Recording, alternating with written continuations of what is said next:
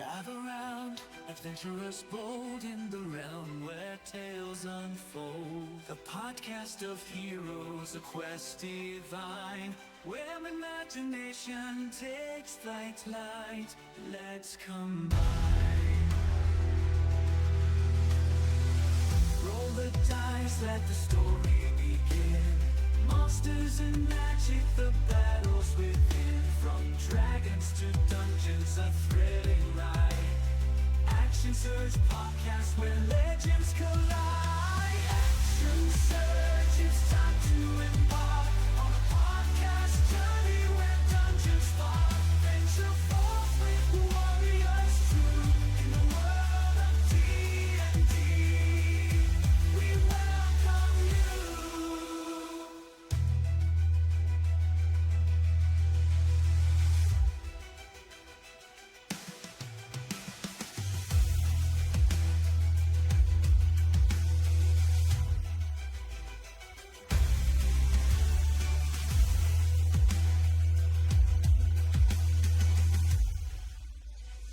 Action Surge, it's time to embark on a podcast journey where dungeons spark. Venture forth with warriors true in the world of D&D. We welcome you.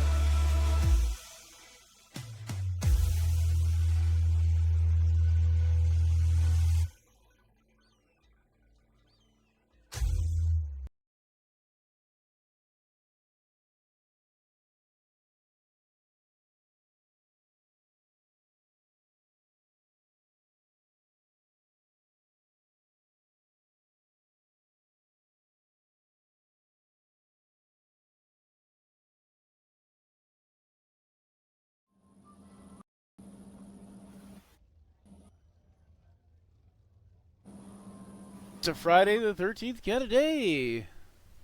Mm-hmm. All right, so Yeah, I'm sure going to is. unwatch your stream now if I can figure out how to do that. Stop watching. There it is. Woo! I fixed it. I did it. Although now we're all off camera, off kilter on camera. I don't know why. All right, let's go with. Is it because I did No, that? I think it's There we I think go. it's just a vision. Oh, do you? You just did what? Nothing. You liar, James. You just trying to tell people stories that Rambling. don't exist. James is like GMing from. He's like side. What is it? No, backseat GMing. He's backseat GMing. He's making up random shit over there. He's making up random shit, and we're just supposed to be following along. I was asking to bring up shit. I backseat GM all the time, and I'm sorry I do it, but I can't help it. I try not to. Bullshit the DM. All I right. try to be helpful when I do it, and, So, like, there's- and I realize I do it. James is like, y'all didn't know that there was this thing going on that was like the thing and the stuff and the thing, and then we're like, what? And he's like, nothing. I don't know what you're saying. I don't know. I didn't hear anything. And then we're going, wait a minute, what? But what about the one of the thing and the thing? And he's like, nah, I didn't say anything about no thing and the thing. I'm just glad that when I'm doing it and it's driving you and it bugs you, you tell me shut up, because. See, some people get mad at that. So I am guilty of telling people to shut up on stream more often than I should. Sometimes it's shut the fuck up.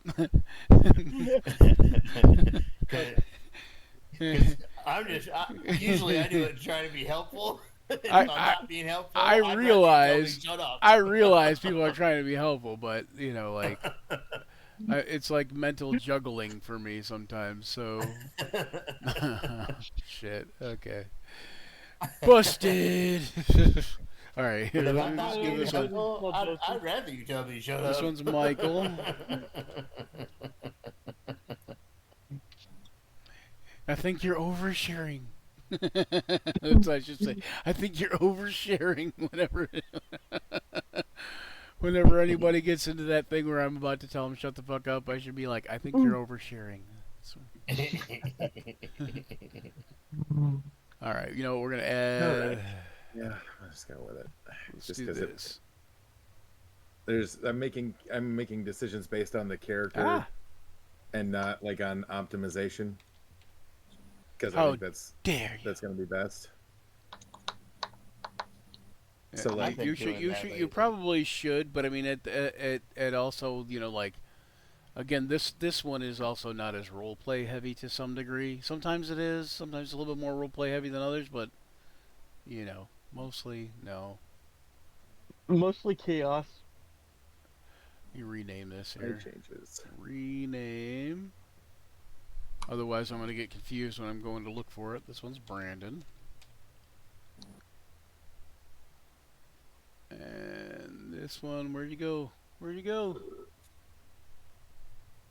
Ah, there you are. This one. Where did you come from, Cotton Eye Joe?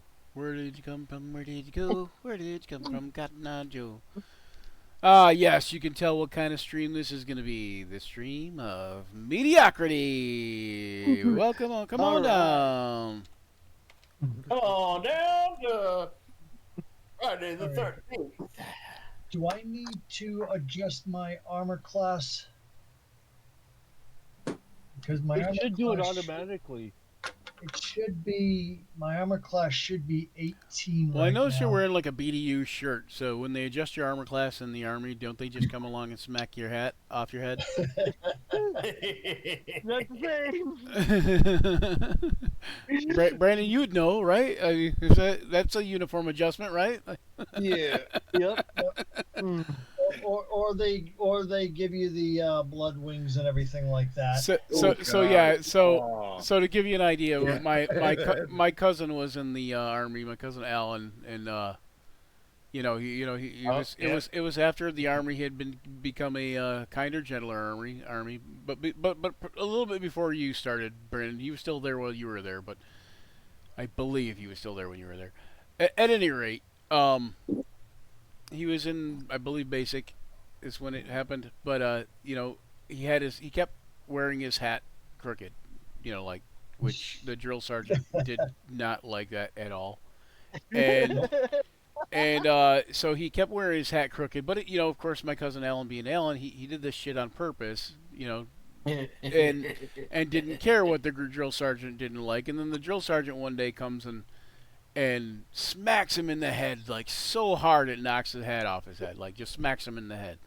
And he says, "Hey, you can't do that. You're not allowed to hit me." He says, "I wasn't hitting you. I was adjusting your uniform, sir."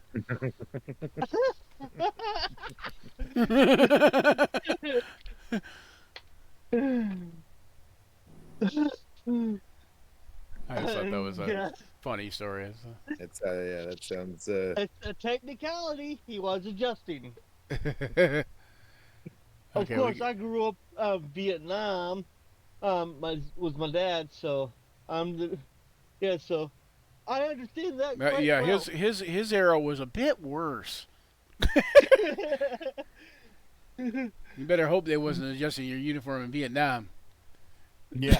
Oh no! Back then, is if you were in the wrong to go out back behind the shed, whoever came out I can't first find. Oh, was there. right. Okay, so this was. It's usually a higher rename rank. this one. Rename Lieutenant Dan, this that one does is going it. to be.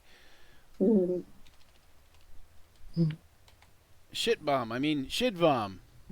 Yavam, it's a silent DT. Yeah, but you're the one that you're the one that said that. Michael, he you're knows the, that. Yeah, He knows that, and he's gonna keep doing it. You're the one that said that it was a running joke that people would call him that. So I'm just going with Yes. it. Because they think that the DT is hard. Oh, great. Yeah, but it's really soft like a potato. Oh Yeah, Like It's my a softie. brain. I mean, wait. no. All right, why is this only showing Wait, me potatoes as a are level hard. 4? Wait, what? Unless they're boiled. Sorry, what was the question, Michael? What are you asking about? My character sheet is only showing me as a level 4. Because it's because of the length of the name, You know what? it's rolled over. So you would have to click on that little gear at the top to see the full name, probably. And then even then, I don't know if it will show the full thing. Do you know what I'm saying? Yeah, it's not. So when you go to your name by the He's creepy as hell. whatchamacallit, the class and all that, where Yep. there's a hold on, let me open it up here. Shows So Ancient Dragons Warlock. yeah, see 4, it says and then, yeah, but then it says Way of the Ascendant D blah blah blah blah blah, and you can't see it because Yep. it's not there. So you can't see it because it's truncated. So they can't fit Okay. that entire thing on the entire line and that font point and so on and so forth. And so it's there. It's just you can't see it. Now, if you click on the gear that's right next to where it says spells, just below that, Yep. there you go. See now this sheet. Don't ever mess with this sheet unless I tell you to, John.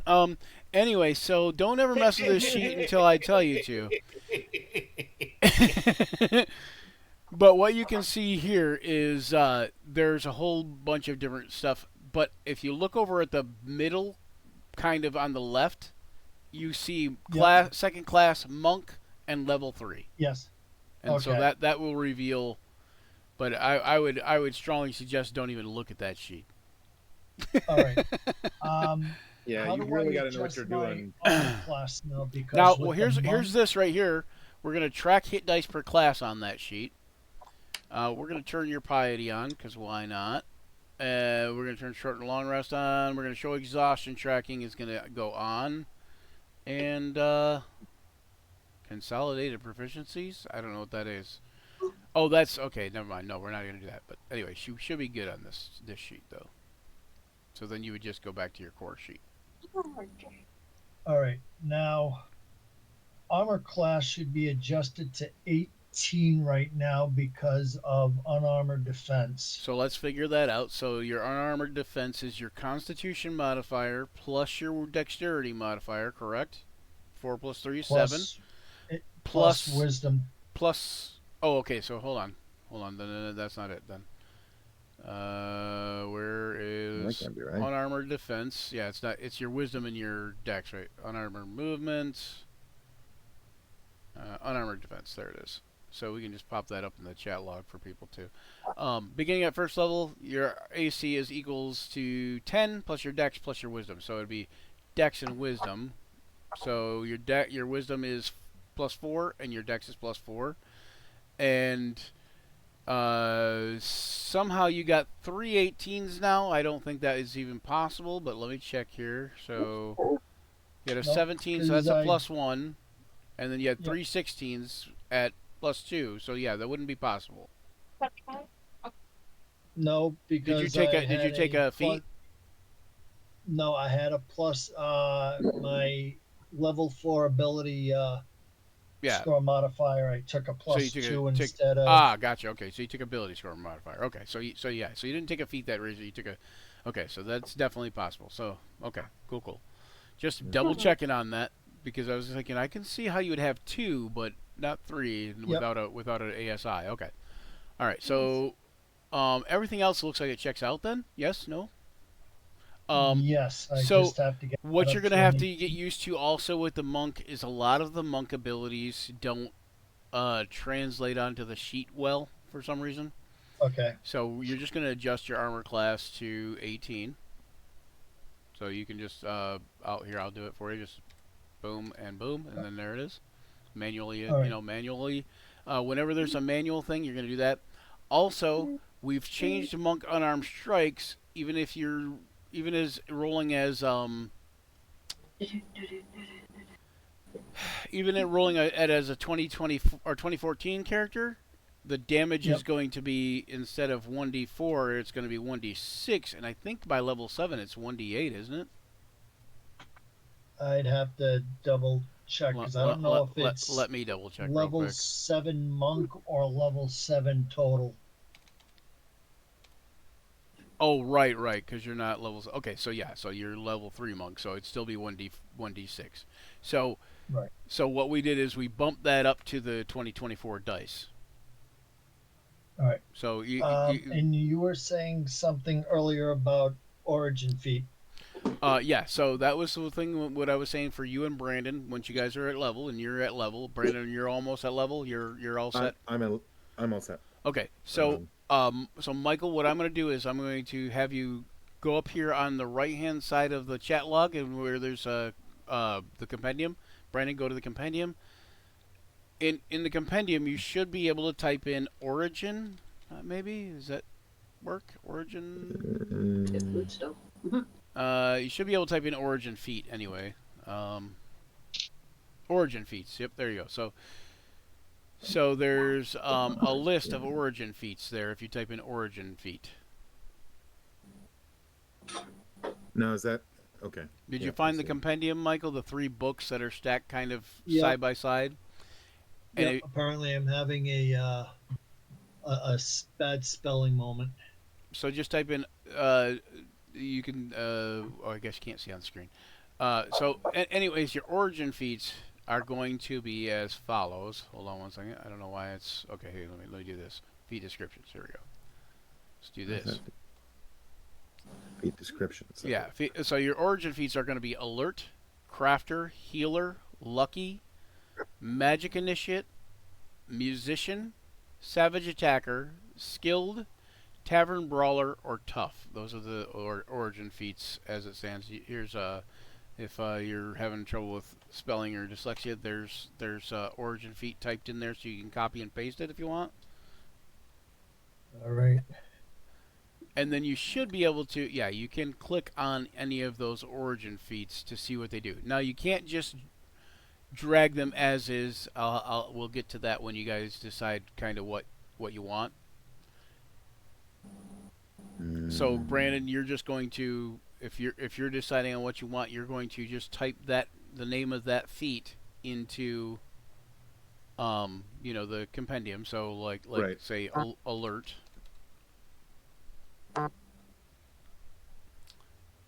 I don't know that you can drag alert 2024 to a 2014 sheet, but you can try. All you need to know, all you need to know for the difference, they are different. So alert as 2014 means you can't be surprised. You gain a +5 bonus to initiative, and other creatures don't gain advantage on attack rolls against you as a result of being unseen by you.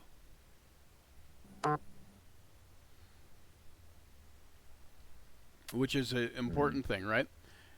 And the 2024 version is also very cool, where it is you have initiative on your proficiency. You have proficiency where you roll, where you can add your proficiency bonus to the initiative roll.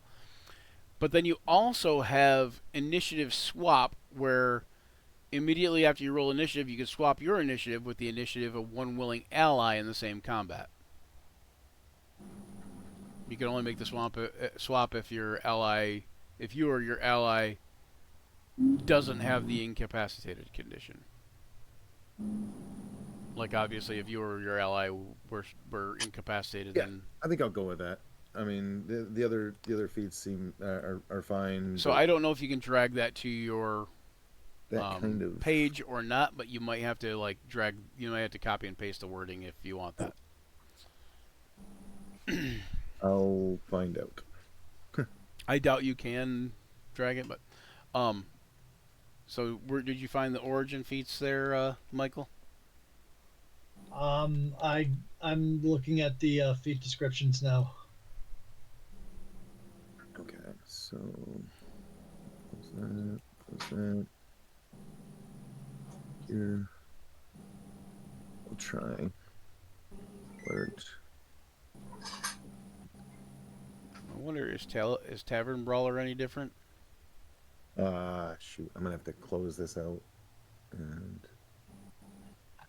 reopen my character sheet through the app because I had it open in a separate window. I think Tavern Brawler is slightly different. I think it gives you an extra buff. I think it gives you, whenever you roll a damage die for your unarmed strike, you can re-roll the die. If it rolls a 1, and you mustn't use the new roll. Now, I would say that Tavern Brawler isn't the best thing for a monk to have, since they already have the enhanced unarmed strike, which is better than the enhanced unarmed strike. But the being able to re-roll a 1 every time, again though, I would also say that's on you to remember it. So, and I know there's tons of people that will have Like, I have great weapon fighting, but I rolled a 1 in my damage, and I forgot to re-roll that 1. Yeah, I always forget. I always forget that shit. Yeah, so it looks like it says it says hello from the future. It looks like you've tried to drop content from the 2024 version of Dungeons and Dragons 5th edition. Yeah. Unfortunately, this sheet does not support that content. Yeah. So all you want to do is just type in a, like, add a a feature. Yeah. Yeah. Okay, and go alert. Okay. Source. Okay, custom AC is not being used to use custom AC unequip armor. That's why. Okay, so let me put you back to 15 on your armor class, Michael, and then at the bottom you have armor on, which will cause a problem. And then when I get rid of the armor, Please. it takes you to 10. Let me see. Hold on. Huh. Yeah. And we're gonna do something different. We're gonna give you a global AC modifier of unarmored defense. Okay. Unarmored defense, right?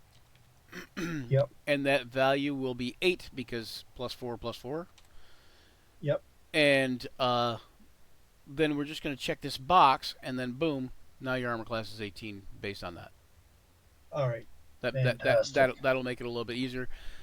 That way, also, if something happens where your dex or your wisdom go up for any reason, which they could, then we can just modify that unarmored defense, ability, and it'll fix it there. Do you want to? You said that you have to drag the origin feed in for me. Yeah. Well, what you're going to tell me which one you want.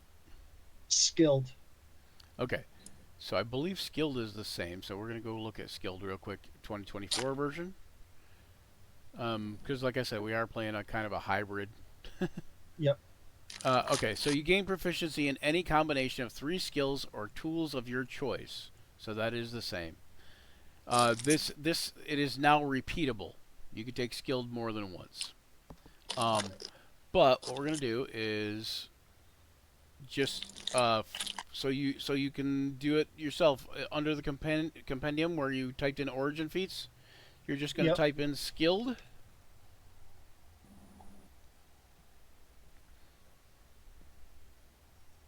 And do you see where it says Player's Handbook 2024? You're not going to use that one. You're going to use the one beneath it that says Skilled Player's Handbook. And then you should be able to just grab that whole thing, that whole little panel, and drag it over to your sheet. I'm not not sure if it made it over there or not. It did. It's at the very bottom.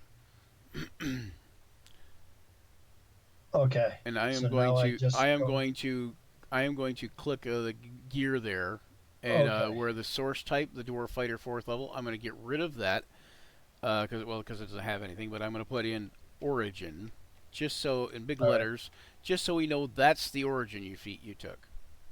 All right. All right, and then you will pick those 3 proficiencies.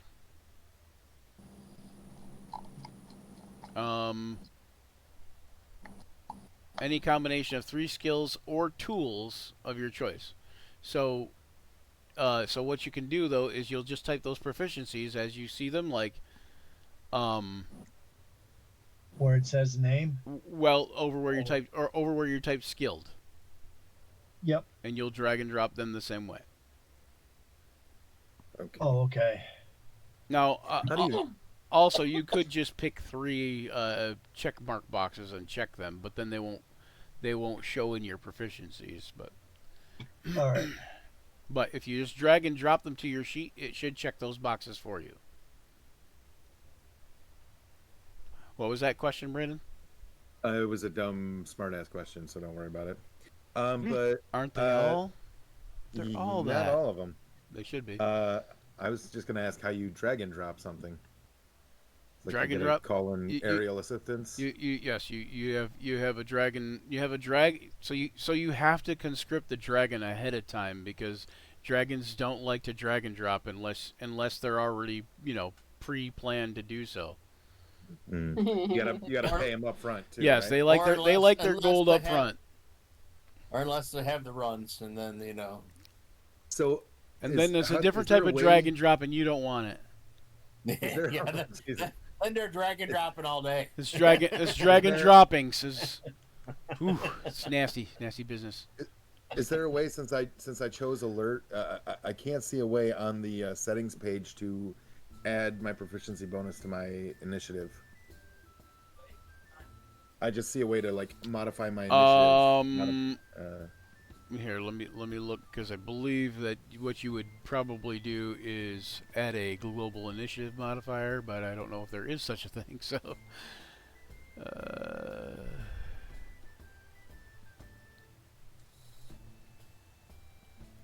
okay. So no, you remember how I told you don't ever go to that sheet that John likes to go to? I've been to that sheet plenty of times. Yeah. Okay. So don't ever go to that sheet that Brandon likes to go to.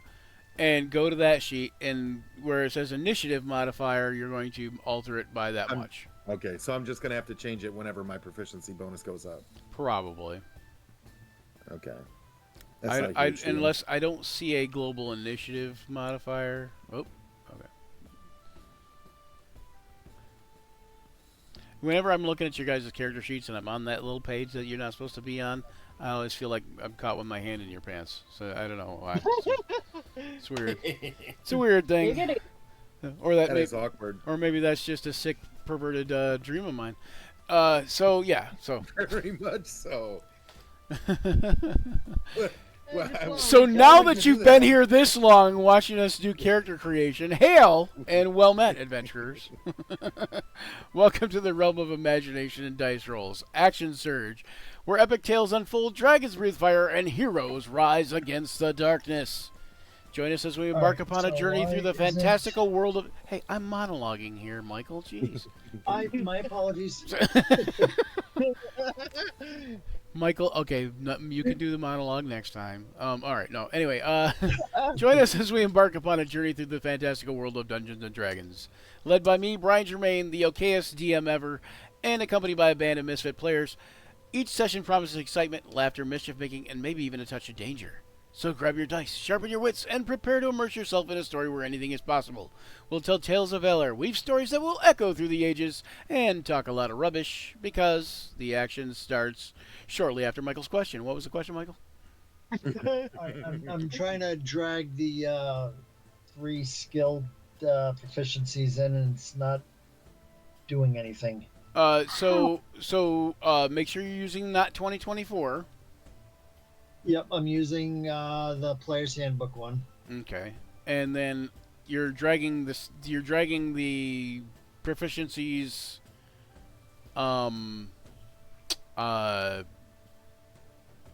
You're dragging the proficiencies by themselves, correct? Yes.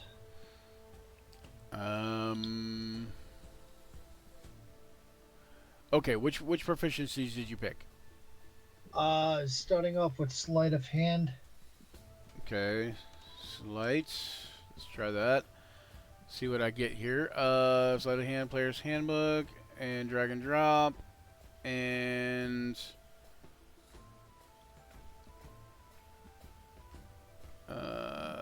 let's see.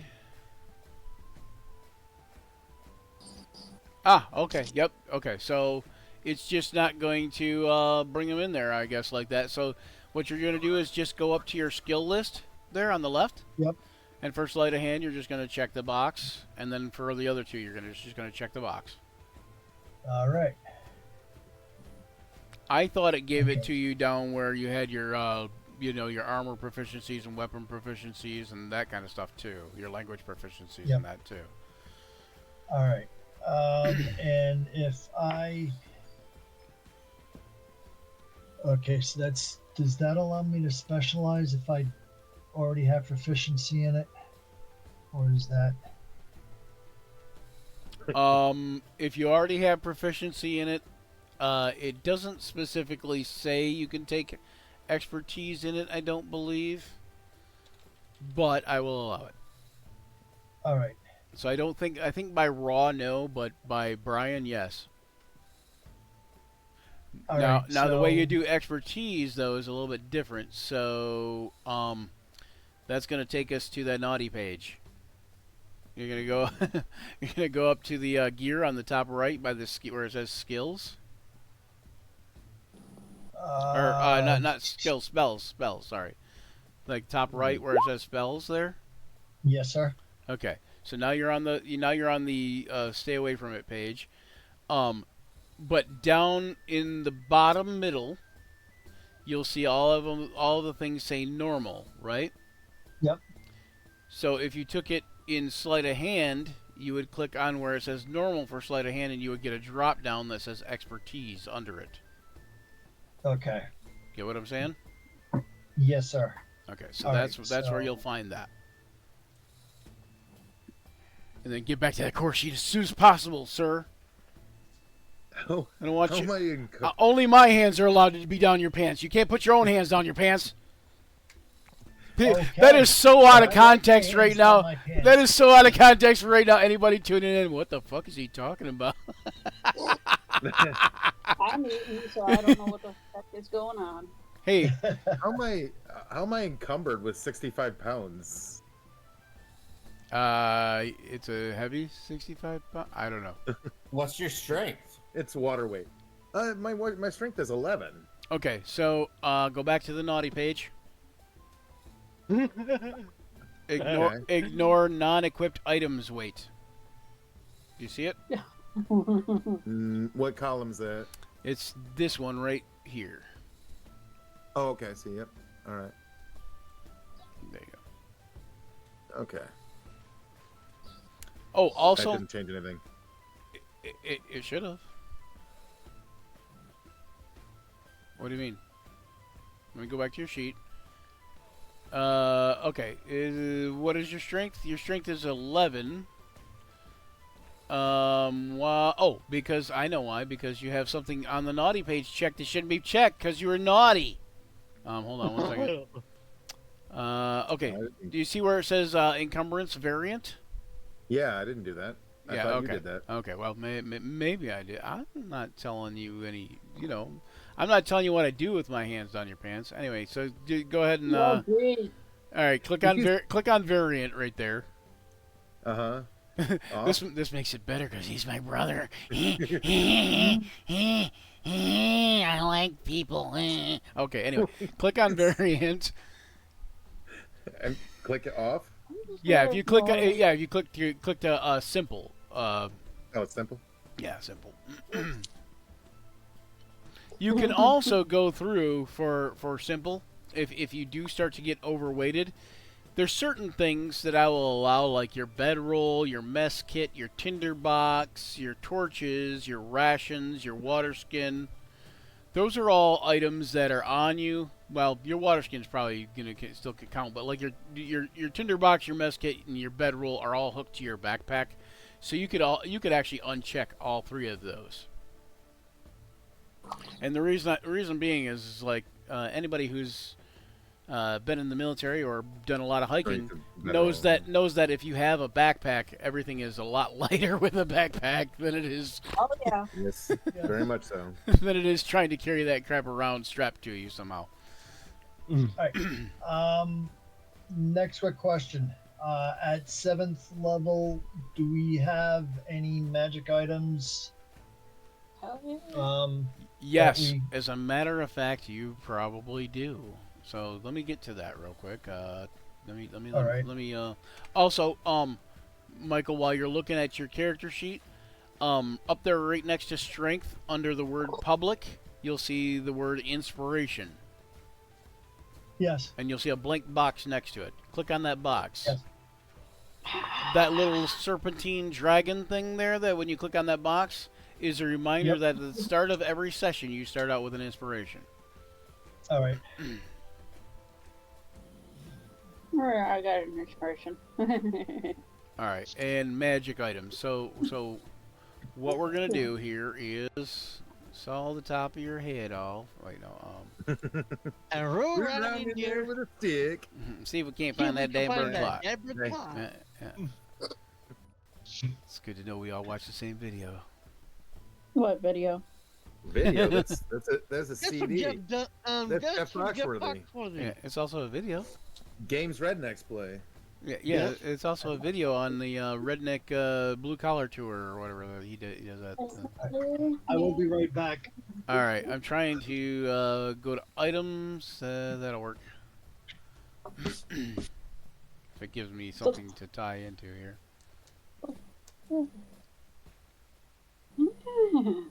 Okay, so also you guys do notice that you are in the World Serpent Inn. Yes. That is where you guys return to after the elemental plane of water. I'm going to kind of fold you guys in there for Anatoly and Shivam. I'm gonna get you guys in there. So give me a second. Un momento, por favor. Darn these kids. Are you kidding?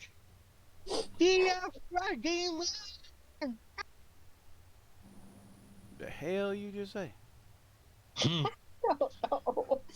He's on something. Well, I knew that, but I mean, the hell you just say?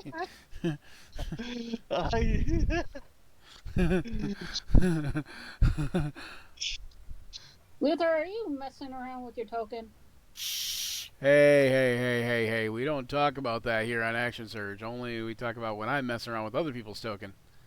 Well, he's going back and forth and I'm like a damn cat. I'm trying to annoy the dungeon master. Okay, I am back. Got my attention. Welcome back to Action Surge, your place for mediocrity and sexual assault. Anyway, Ooh. no, I mean, no, We I just didn't. got It's a demonetized. lie. We're canceled. Shit. God damn Damn. it. Knew it was bound to happen sooner or We later. just turned into Las Vegas. Oh my god. Las Vegas. That All right, is are you still working obscurity. No, yeah. So what I need you guys to do is I need you each to do something with the rolling equipment thing here. I'm gonna try. All right. I'm gonna try the 24 too because I think that might have a better. Oh, Oh, hang on.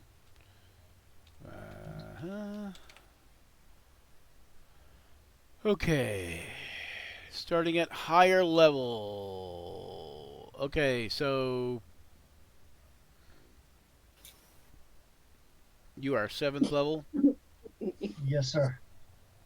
Michael, we'll start with you first. Brandon, you're a little more familiar with, running games with me since you've been in them a little bit longer. Little bit. So you should be able to jump right in here at some point. What in the world I is should going on be. with this? Will I be able to is the real question. Dum-dum-dum-dum. Oh, we could Yes, do. You're right. I'm pretty dumb. That's true. We could do it. Okay, so if you guys ever been to I think it's Kassoon. Yeah, Kassoon. What's Kassoon? Yeah. Oh. Kitsune, as It's in like something- the fox folk. It's something that if you lived and breathed Dungeons and Dragons, you'd want to go to there. And even if you really love Dungeons and Dragons but don't live and breathe it, you might want to go there anyways. Well, wait. Okay, there. I was gonna say what? It was weird. Oh, Kassoon. Okay. Kassoon, I yeah, thought Kassoon. you might be a furry. Kassoon. Hey, don't kink shame me. Especially when my hands down your pants. So. What the Here fuck? comes that assault again. I don't know why you keep magical doing that. Magical junk. It's 5th edition. they're Magical practically the wands. same, you know. Thank you for following Otaku Pala. Okay, so we're Otaku, not Otaku. That's a different thing. Otaku's a fan of tacos. Otaku's a fan of anime, or I'm manga. a otaku. And the taco is just a big orange. Yeah, I'm sorry. and Otaku. Yeah, that's a you're a fan of big orange tacos. No, Alright, I'm fine. my mind went someplace dirty again. I can't help it. Okay, so Get your mind out of the gutter. there's a thing in Kassoon where you can like generate an NPC. Oh, there's all kinds of things like that. But there's the one where you can generate an NPC, and it gives you an idea of like what they did across those levels. So let's see if I can find that thing. Improved NPC generator. So this here it is right here. So, oh, this is the exotic NPC generator. Oh, that's the premium one. Oh, I don't have the premium. I'm sorry, Kassoon. I will get premium at some point, I'm sure. Okay, so we just want NPC generator, or is it doesn't exist anymore? Oh, there it is. NPCs. Okay. So if you click on NPC, so we got any gender. Shivam is a male. Yes. Yes. And then the race, the closest we're gonna get is elf because class is gonna be warlock. Monk. Level 1 through 7. So alignment is going to be what? What is his alignment? Chaotic. Chaotic good. Okay. And then we just hit generate. It's generated as an NPC. Doesn't matter. We don't need it still. So whatever. But what it does do that's kind of neat is if you scroll down. Oh no, I guess it doesn't do that anymore. That is interesting. I lied. It doesn't do anything. What it does, which is kind of neat, is nothing.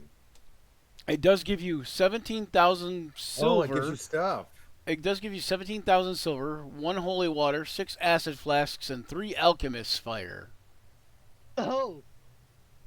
So 1,700 gold. So yeah, so it'd be like 1,700 gold. But here, let's just try this real quick too, and then we're gonna go with roll me. So this will be something you can roll too, because I like rolling dice, even if they're virtual dice. And I have my real ones here in case I get fidgety. So roll me 1d10. Michael. All right. Yep. Is that both of us? You can too. You can too, Brandon. Go ahead. Roll 1d10.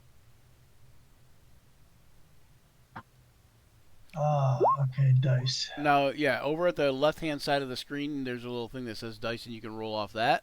Or you can also type in /R and then space 1d10. Okay. Yep. I just rolled. Oh, it rolled 2d10. Well, then I will take the 9 just to be generous, because the 2 is kind of sad. But so 9. Although fitting for a monk.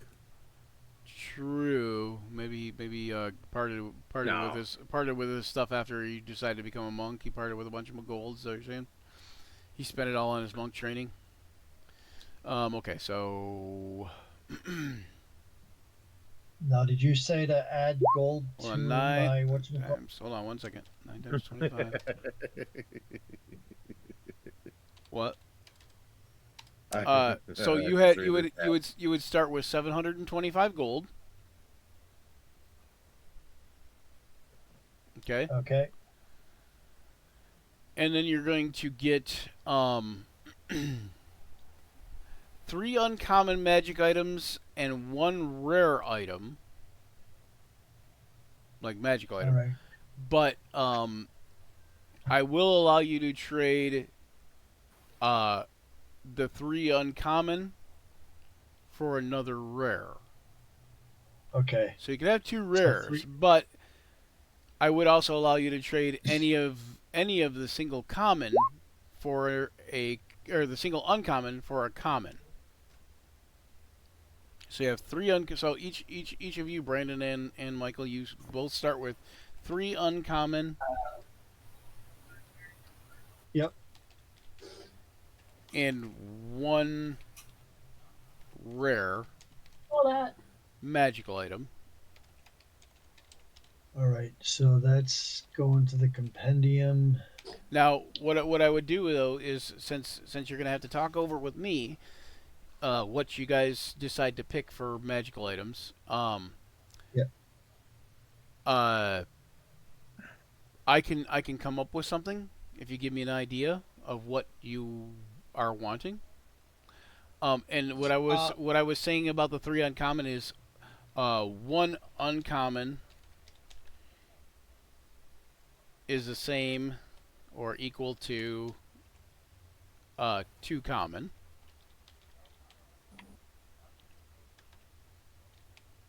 But All right. but it takes all 3 of those uncommon to equal a rare. All right. And am I spelling it messed up? But typos. Here, let me put that in there so you guys can see. Oh, there we go. Oh, and I still Uncockamon. That's not good. And uncommon, I was supposed to delete the other M. All right.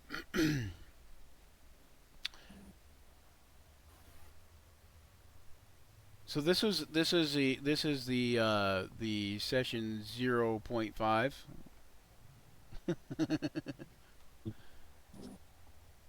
All right.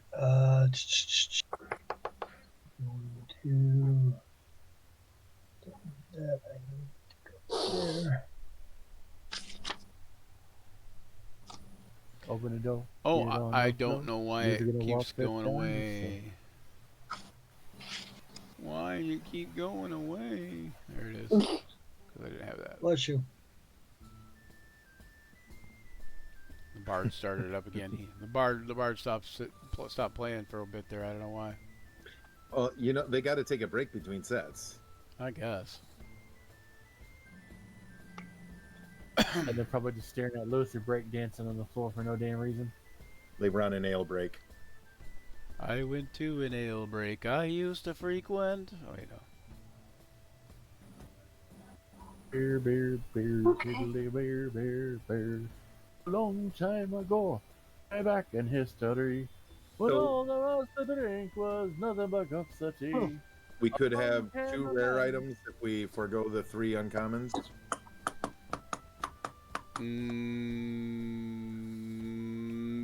Yes and no.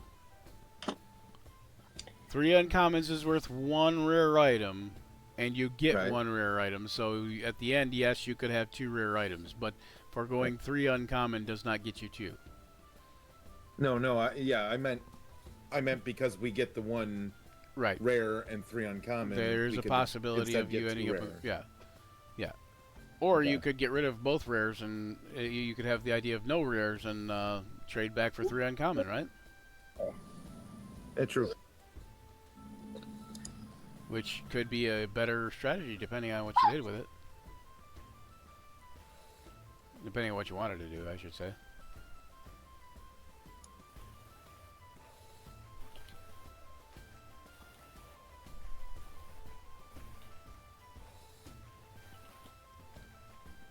Welcome to dynamic lighting. That should have been done last night. I was busy doing the other dynamic lighting. So, oh, you know what? So, if you guys get a chance, if you guys are watching, anybody watching, like, share, and subscribe to this and our YouTube channels and stuff like that. And what I'm going to do real quick is I'm going to go and let people know that we're actually live, because I forget to do that lots of times. And so, therefore, you know, people know, but they don't know. Alright, so let me go over to here and swipe this, because I'm fancy like that. Now, if you guys have ideas of items you want, go ahead and do that. But also, like I said, if you want me to find something for you, you might end up with something you like a little bit better in some ways. But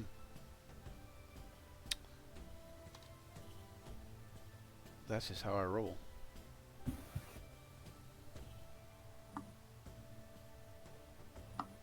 It may not be the item you originally picked is the problem. Alright, so... That reminds me. Luther's got to go replace his fishing nets.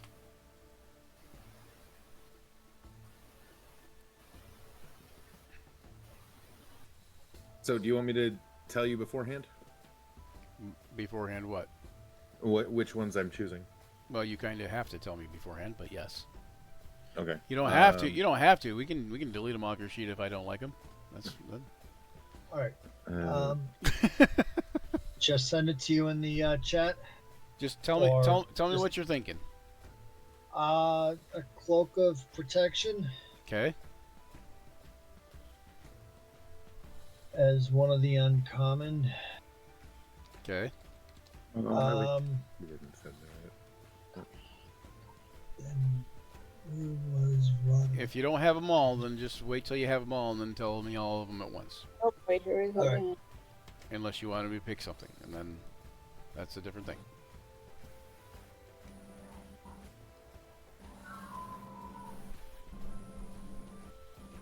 All right, there's Twitter, Instagram. I gotta go do.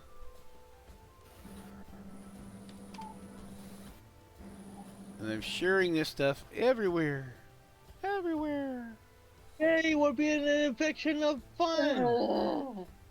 Yay! Let's see. One word. I've It was shared it on a my single X. word that Michael said that made me think of another magic. I already had my 2 items decided. And then you And then he said, had to then he say said, his- then he said cloak of protection. You're like, I He wonder if said ring of cloak. protection and cloak of protection is the same rarity. No, he said cloak. Well, actually, cloak of protection is not the same rarity. Right, that's rare, right? No, ring of protection is rare. Cloak of protection is uncommon. Gotcha. Okay, so yeah, so you could have the 2 together, but that'd be your rare and your uncommon. But Yeah, no, he said cloak, which made me think of Cloak of the Bat. cloak of the bat. Tacos, tacos. Does it help you hit home runs? I don't know why you wouldn't have a cloak of the bat, Brandon. I mean, it makes very much sense character-wise, I would think. Yeah. Like, Yeah. I mean, Well, you don't. also, I'm not we- saying you have to have one. I'm just saying that if you would like to take one, I would be okay with that. Yeah, it kind of does a similar thing to the other thing I was looking at, but it's a little bit more versatile. So I think so. I'll go And you with can that. also transform into a bat. So there's that. Yep. That kind of sold me. So yeah, Cloak of the Bat and Bloodwell Vial +2. As long as you never grab onto Luther's face, you will be good to go. Bloodwell vial. Explain again. Uh-oh. It's For sorcerer points, right? And stuff. no. And adds to your DC spell save DCs and stuff. It adds to your spell attack modifier, and I think your DC as well. Right. Okay. And the +2 is a Rare. rare item. Yep. And a cloak of the bat is a uncommon item. Is rare. They're both rare. Okay, so you're getting rid of the three uncommons, commons yeah. for the rare. Okay. All right, that's what I thought. All right, that's fine. All right. Good to go. All right, so I have one uncommon. I'm gonna have to close this out again. Let me give you an explanation. I know that some of you have been here, so you guys don't need this explanation, but oh, hang on. Tails. Oh, I need to be on the wrong different thing here. Tails. There it is. Oh, what the heck? Not Tales of He. It's a different book. Does it have a sequel called Tales of Hee Hee? He. Tales of He. The Michael Jackson story. Tales of Hee Hee, come on. So dumb. Why did you caught me off guard with that? Tales of He. Maya He. Maya Ha.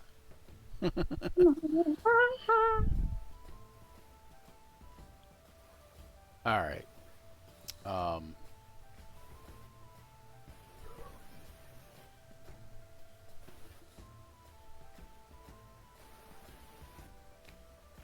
welcome to the World Serpent Inn, where drinks are drinky and food is foodie.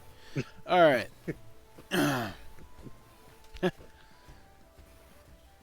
Okay, so for Shivam and Brandon, Anatoly, for Shivam and Anatoly, you guys actually met on your way to a place called Arabelle. And you guys were on the road after having done something with this dragon and this girl. and you're telling you guys each other this story that happened with this dragon and the girl, and the way and you're like, wait a minute, that happened with me too. Like, this was just like last week. And then and you realize that you guys have been conned. There's some kind of something is not what it seemed about that whole scenario, that the both of you went through very, very similar scenarios and went and rescued this girl. And it's like, yeah, either this girl is very trouble prone and that kind of thing, or there's something else going on, like there's some kind of con job going on here that you don't know about. Go ahead. Anyways, you're on your way to Arabelle, and you get to Arabelle, and it's just past sunset, and you guys can see the vague outline of the moon deepening in the sky as you walk the streets of Arabelle. Brandon, why don't you tell us about your character, Anatoly? Oh, shoot. I'm sorry. I was trying to add those things to my character sheet while you were monologuing. All right. Well, then I'll finish monologuing. You can be ready in a moment, right? And you too, Michael, you'll be ready in a moment? Yes. Okay, so around you, the merchants are closing up booths and shops for the day. Everybody is kind of closing down. The streets are kind of rolling up, so to speak. And everybody is kind of counting their profits or going home for the day. Meat pie vendors are anxiously trying to sell one last piece before the day's end. They call out to you, hawkers and stuff, as you pass by. The daytime folks are going home to supper and bed. And the night people are just now starting to hit the streets. They come out, in clusters here and there. A group of not really ladies are clustered on a street corner. They will whistle and call out to you as you pass by. Workers in drag, perhaps, or perhaps trans people. They're clustered on the street, and as you wander through the back streets, you reach a small tavern near the eastern wall of the city. Hardly the most fashionable part of town, but outside you see it is grimy with age. A sign proclaims it to be the Wild Goose. It hangs kind of crooked above the door, flapping in the breeze. And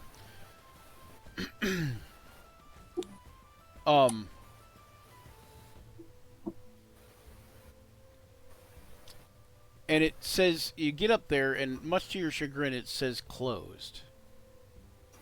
Are you ready? Are either of you ready to describe your character at this point? Oh, I can go ahead. Yes. All right, go ahead, and Shivam, and tell us about Shivam. Shivam is a male fairy, roughly about a foot to about a foot and a half tall.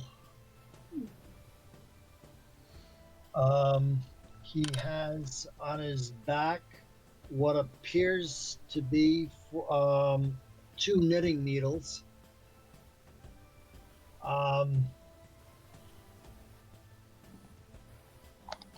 He has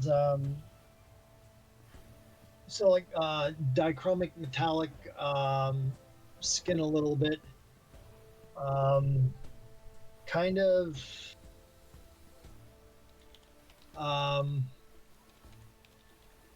almost draconic scales, the inkling of them, not very, very prominent, but you can just see that his skin has the appearance of some draconic scales on it.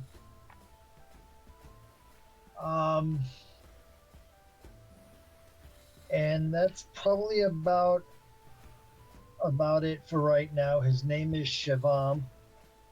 And he has wings, correct? Yes. And the wings are not unlike dragonfly wings, but they're shimmery in color. Yes. Okay, so like I What's think the word for that? opulescent. That's the word. Yes. Is that I was going to say pearlescent. pearlescent, opulescent, opalescent, opalescent, opalescent, Opalescent. opalescent, not Very opulescent. nice. Opulescent Opulescent is means they're like really rich looking. or yeah, it has some station there. Yeah, okay. They're opulescent and opalescent. And so, okay, so okay, you were the first to the door, Shivam, flitting about as you do.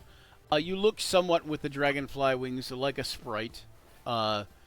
You could be one of many different races or offshoots or species of different fae that inhabit the Feywild. That there's literally like probably as many different types of fae as there are animals on Faerun. And you make it to the door first, and you notice that the establishment appears to be closed, but there is a rather small, deranged-looking, possibly a homeless, some kind of vagabond, and he is looking up at you, and he says, "Oh, you want to get in the inn, do ya?" I would like that, yes. He says, "Well, you got us to knock on the door there." Okay, I knock on the door. He says, "But wait, the inn's closed, so you gotta say this. You gotta say, by the name of... By the name of the He's like, "But yeah, it's gotta be just what I said. It's gotta be a real name." He says, "By the name of, so and so, whatever name you want to put in that. Say an appropriate name." By the name of You're a fairy, right? I would use the name Oberon. I hear that holds some weight. Okay, by the name of Oberon. I will enter. Why, thank you. No. You say by the name of Oberon, I will enter. Oh, by the name of Oberon, I will enter. He said, "There you go." And you think you see some lights flicker from within. Okay. And there are some lights flickering. Inside the windows. And Brandon, why don't you tell me about Anatolino? So as Anatoly rocks up and climbs off his horse, he ties him up. Anatoly is sorry, I'm just checking to see. Okay, yeah, he's a average. You're taller than man of average Shivam height. by far. Yes, much taller than my dragonfly winged friend. Anatoly is he's got a dark look to him, although his skin is very pallid. He is not muscular by any means. Looks very lean. His features are drawn. He has longer black hair that is braided into like thick braids at the back. He wears very fine clothes and that show some sort of like high station, like not necessarily noble birth, but a higher station birth. And however, they reflect some amount of travel, not overly so, but that he's been on the road for at least a few weeks. Okay. Yes, he's he has like steely gray eyes, although they are red rimmed. And he's an average, average build, height and weight, but definitely looks out of place in this area. Okay. Okay, when you guys, why don't you guys both give me a perception check? That's okay. Oh, nice. That's nice. Okay, so you both notice, Shavam, you notice because as you see the flicker of lights inside, you see a filigree appear on the window.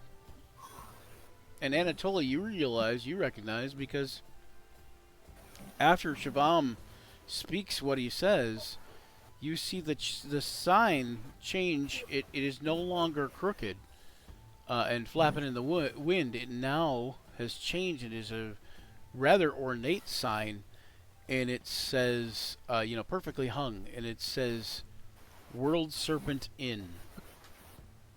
And Shavam, you see that filigree word titled on the window that says World Serpent Inn. Okay. As you go in, you go down a dark, smoky passageway into a main room. Strangely lit, you can see a bar situated in the middle, but the distant walls seem unclear. It's very smoky, as though a thick fog has settled in. The decor is definitely unusual. It's easily the oddest inn you've ever seen. Maybe the oddest place you've ever seen. For one thing, it seems much larger on the inside than it did on the outside. For another, it must have countless meeting rooms and private areas. What else could account for all those doors? Every couple of feet, there's another door. When you start to count in your head like how many doors there are, you kind of lose track before you get like halfway through.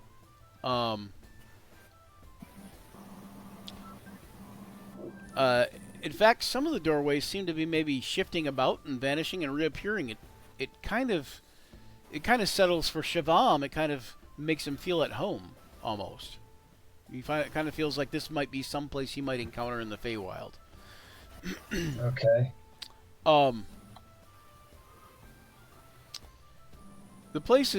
This is a place to see and a place to be seen. It's packed with folks talking and laughing and seated at tables and booths scattered throughout the room. Those that couldn't get seats have made room on the floor.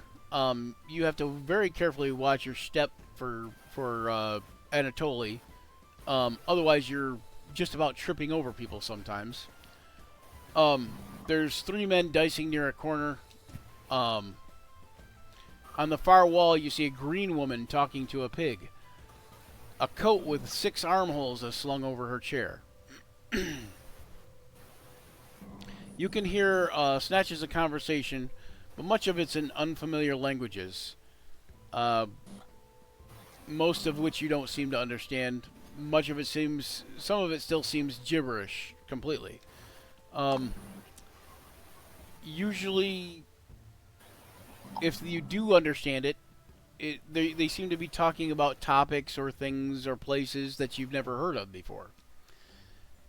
The inn itself is an unbelievable place. Not only are its inhabitants from other planes, or seem to be, but some are actually look like they could be like greater celestials or beings of importance from other planes. You know, like archons perhaps, or something along those lines. The bar is situated in the middle of the room, with a light shining directly from above it. You notice that the barkeeper is a rather fat man with a long white beard, red cheeks, and a big booming laugh. You have an impulse to laugh when you see him, in spite of yourself. He beams at you and says, "Ah, it's good to see you, Anatoly. First time here, I say? Well, don't be shy. What'll you have? Venetian Mountain Brew, Sigma Fly Trapper, Sterosium, Elysium Elixir. I make the best in the universe. Fresh otters. Those, Mitchifer oh, is the name. Gentle beings. Mitchifer? Is Mitchifer, it? yeah. Those don't really appeal to my taste. And he says, "How about you, Shabam? Name your poison. Whatever you order, I got it."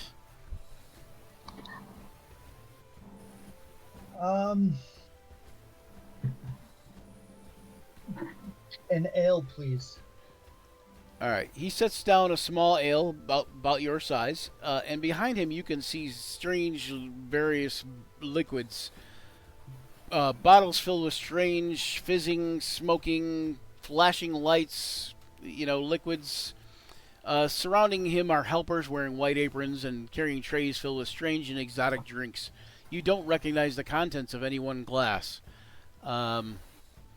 The helpers are all kind of short, not one over 3'6", and they all have pointed ears and red shoes. They chatter to each other in shrill voices as they race around serving different tables, sometimes running through the aisle, sometimes ducking under tables or over or running on top of the bar, but never spilling a drop. Sitting at the bar is a man drinking what appears to be a pink cloud of smoke. Further down is a purple fizz that reeks. You can see that the clothing of one of your nearby neighbors looks like it's made not of cotton or wool like an honest man's clothing, but something light and strangely colored. Perhaps a shining fey cloth, perhaps. He's wearing an orangish yellow jewel of a totally unfamiliar material. In fact, looking around the room, you see few, if anybody, dressed as you are.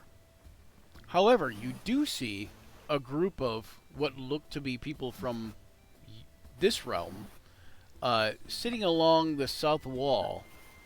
Gavor, describe yourself. You see about what would seem like about a 70-year-old Durger, but it's odd. Durger usually are Underdark. He's not out there, so. But there's also a pseudo dragon curled up on his shoulder. He has his cloak down because he's relaxing, but you see a little shiny silver skull cap.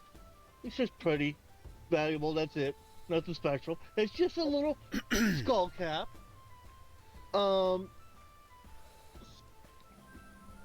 With Zach, we're waking you up next. Yeah. Is that it, Gavor? A little bit like he says, and he always that's about it. What does facial hair look like? Oh, a typical dwarf, but he's a gray dwarf, so it's a little odd, but you after everything you've seen, nothing else would surprise you, probably. Also sort of like the token is probably like a fire red color kind of beard. Yeah. All right, Luther. Okay. You guys kind of also see away from the rest of everybody, but kind of still close to that party. You see a rather large orc fellow breakdancing, which you've never seen before. So it looks as though he may be having a seizure. You're not sure. And I'm cheering him on. Describe yourself, Luther. Luther. Luther is a sea pirate orc, basically. He was rescued as his story is that of kind of like Courage the Cowardly Dog, except he's Nord. Was abandoned in a barrel at sea as a child. A sea ship full of kobolds picked him up out of the water. Go, this ain't loot, and they raised him. So the crew dropped him off under the guise of breaking a mast during one of his nightly shows he puts on of wrestling giant crayfish for the crew's entertainment, and they left him. So while Luther was out trying to make money, they left him. He doesn't know where they're at. He ended up joining Gavor and them on adventures. He's a Storm Surge barbarian. He's more wonder than angry. But he does get angry. I will say, yeah, you see him, like anybody who's kind of watch him at all, probably sees him smiling a bit more than you've ever seen any orc smile. He's having fun. And for those of you that have an intelligence over 16, you probably see him and think of him as smiling stupidly. Recently, a greater mind scooped out Luther's brain and had to put it back. So Whoa. he has a fear of things grabbing onto his face for good reason. Yeah, it's an intellect devour teleported into his head. And, yeah, he's been a little scrambled. Yeah. All right. Before that, a spider rat latched onto his face. That's true too. Yeah. Oh, and an imp got in your face, and then you killed somebody by throwing it at theirs. Oh yeah. All right. Time to face your demons. Yeah, Tharja, why don't you tell us a little bit about her? I come from the same town of Gavor. I was saved by Gavor. I'm a mage user. I'm a sorceress.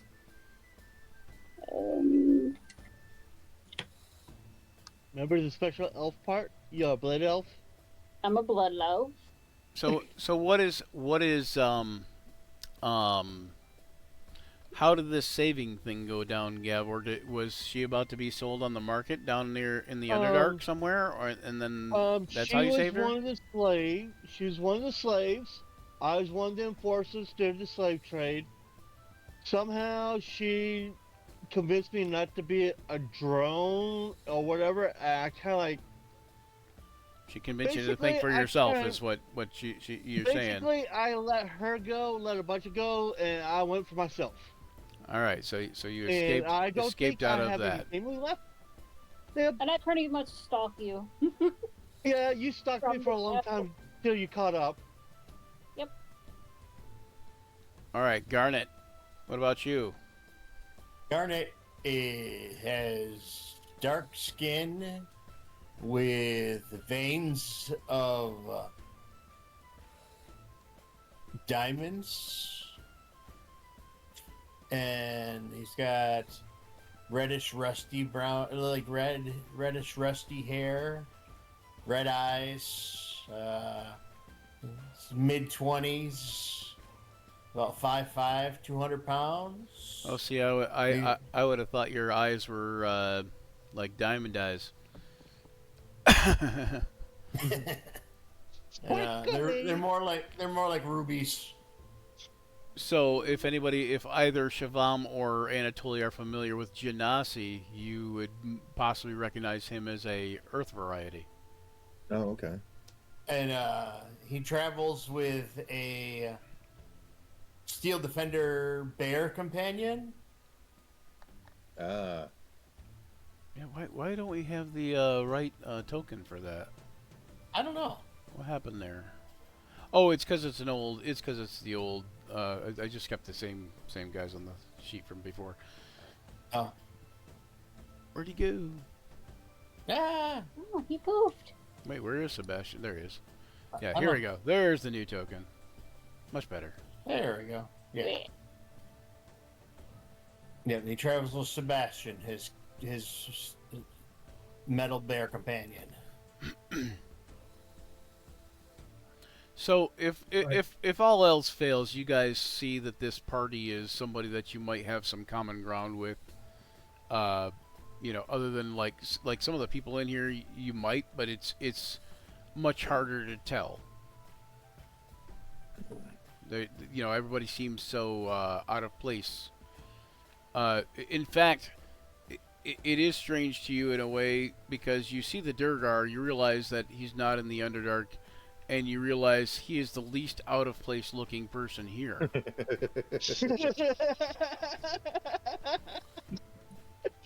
In fact, you almost feel like you guys are out of place by how out of place everybody else looks. like, like the more normal you look, the more. In Anatoly's case, if not for just being, or Luther in his case, just if not for being hulking, you know, it's you guys almost feel out of place for just that alone. Just the idea of, everybody is so different here that you guys feel like you're almost not different enough. Maybe it's kind of it's kind of a strange feeling, like a reverse thing. I don't know. It's hard to explain. Is this what it feels like to feel self-conscious? Yeah. It's a strange feeling.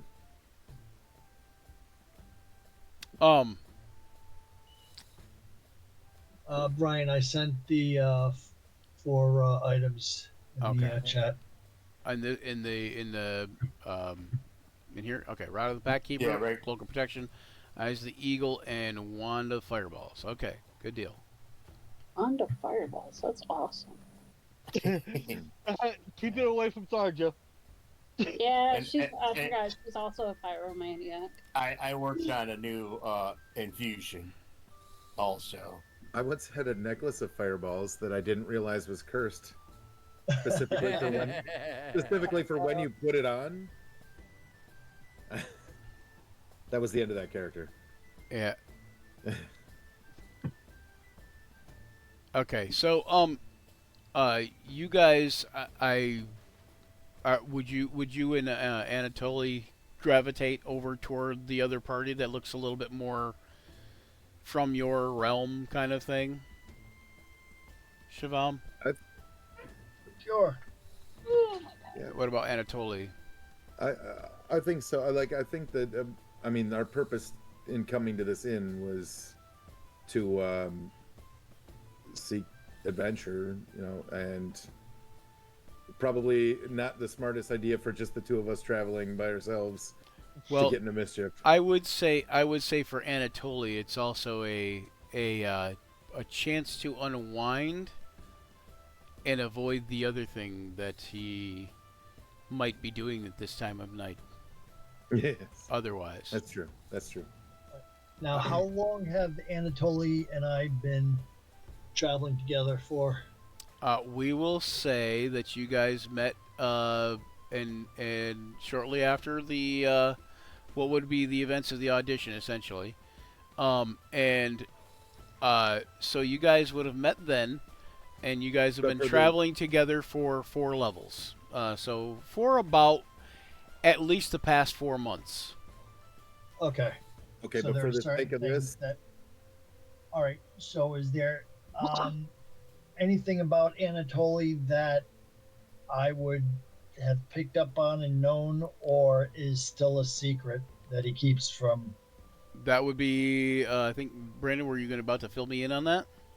well, what I was going to ask is, for the sake of this, were the thing with the dragon, did we experience those separately? Yes. Yeah, Right? so- Because you weren't in the same audition as Michael, were you? Yeah, we were. No. Oh, you were? You and Shivam Yeah. were? Yeah. Oh, okay. So then I guess you didn't. I guess you didn't experience it separately. For some reason, I thought you were not in the same one. I thought you were in the one with the other guys. No. No, because that was the one with the goblins. Last Well, yeah, it's the same Saturday either or way. Sunday. It's the same either way, but that With Rich it's the and- same story either way. But Yeah. I'm just saying. With Rich and Tina and Michael, yeah. Okay. It was okay. It was Michael then. Okay, then yes. Thank you, baby boy. Then it was the same one. So you don't have that interaction with Michael. You instead have it with another group that's on the road. But yeah. So you Okay. and Michael have been you and Shivam have been traveling for this distance together, kind of thing. So yeah, I think he would have seen me like in combat. I know that He would have had to. Yeah. yeah. So If Either that or it was 4 years ago. You guys choose how well you know each other. All right. I think Well, I'd say pretty well we can get together offline during the week if you have 5 minutes and Right. we can go I, over. I was just saying like whether you wanted to know whether you would know each other for like whether you guys knew each other for 4 months or for 4 years. All right. it's probably 4 months. I think it gives us long enough to have like learned some things about each other, but to still be unfamiliar about some about other things. So Right. Yep. And like with me, you would know that if we're someplace and you can't see me anymore, and there's a high You're up. ceiling. Yep. you're up there knitting. Look above in the shadows. I was also going to iterate that if it had been 4 years, that I think I know why you guys aren't hanging around with any of the other party members, and I'm and I'm going to say Anatoly's the problem. I was gonna say, is it because he's flighty and I'm batty? Yeah, something like that. Yeah. They met with unusual circumstances, something like that. Oh no, that's terrible. I don't think I'm that bad. Anatoly couldn't abide his hunger long enough for over 4 years. So. I do need to. I was going to ask you about that. How are we going to determine that? Yeah, because I'm gonna have you. I'm gonna have you. and I'm gonna have you make a roll, but you can eat as a normal human, I believe, right? Like yeah, because since you're from the only Midgard half, one, You just get you're only don't you half get- vampire. yeah. You're half human also. Won't they just have like the thirst, like Blade? Yeah, something like that. Daywalker. He is a daywalker, yeah, essentially. That's what Blade is, pretty much. Yep. So. So, but for you, because one of your it's one of your like flaws or whatever, right? Yeah. So for you, what we'll do is probably, since it's not since you have food and since you have access to food, what is it? Read me what the flaw says, or actually, better yet, put it up in the thing. Okay. I'm not sure how I would put it up in the chat window. It guess should I have can a just word copy balloon and by it. paste. Should have a word It balloon by doesn't. it. It's just got the gear, so I'll just copy and paste. Oh, because it's the flaw, right? Okay, yeah. So, you can also read it. Okay, my thirst for blood threatens to consume me every second, and with every drop spilled in battle. So, what I will do is I probably will have you make, like, essentially like a willpower check. That can be wisdom or constitution. And I'll probably have you make one of those whenever you go into battle where blood is spilled, and Yeah. and or once a day. Once a day. I was gonna do once a week, but considering that it says it threatens to consume you every second, Yeah. I'm more willing to go. Well, okay, probably once a day. You probably wanna feed. And then it'll be like a DC 10, like real easy, right? And the longer you go without feeding, the harder it will get. So it'll be DC 11, DC 12, and so on subsequent days. So eventually, it's not a matter of if you fail and need to feed, it's a matter of you will have to feed at some point. Right. Sound good? Yeah. That's it. Yeah. And no, it doesn't have to be on your party members. No, that's where the enemies will come into play because you gave me wonderful thoughts. Because since I'm a warlock, I take my enemies. I either pull them closer 10 feet or push them out 10 feet. I like to pull them to my melee fighters as glue through. He's a veritable I like to bring them He's a veritable push me pull you. Yeah, with a range of 600 feet. Not a mage, I fight far away.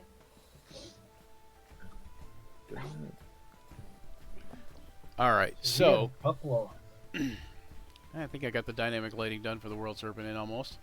I know I haven't put doors in, but that's fine. They change places anyway, right? So it's all good. Anyway, so so you guys kind of all get together. I'm gonna put you guys over here with the at the south wall here.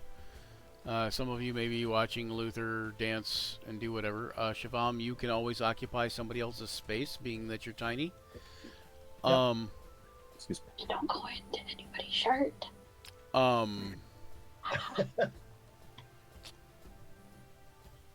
What I will say He's is, now just walking around on his hands. as you guys are, Don't step on a loser. Don't You break know- dance through the table.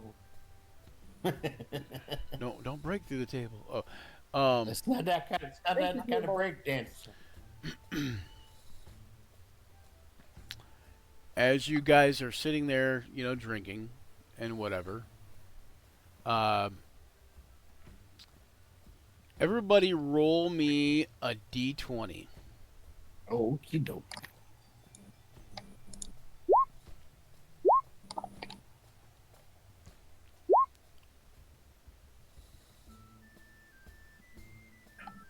I'm just trying to remember. Was Trim in my audition group? Who? Prim. Prim? No. Prim, I believe so. I don't know. You'd have to go back and look at the auditions. I believe so, but Okay, because then this. So I know how to approach Shavum a little bit better because Faye. yeah, she was a pixie. Yep. And I've dealt with Faye before. So All I right. know how to be. Yeah. I rolled a 1. All right. So Ow, who rolled the highest number? Michael, right? Michael Said- got a 19. Sorry, just a straight D20. Oh, you didn't roll yet. Okay. Okay. Yeah. And Yeah, Garnet Michael. Garnet got a 1, and Michael got a 19. And I got a 3. Should I roll Yeah, for that's Sebastian? 16. And I got 15. I want to say Michael- Sebastian. though. Michael, how old is your Fae? Do you know? Do you have any idea how old your character is?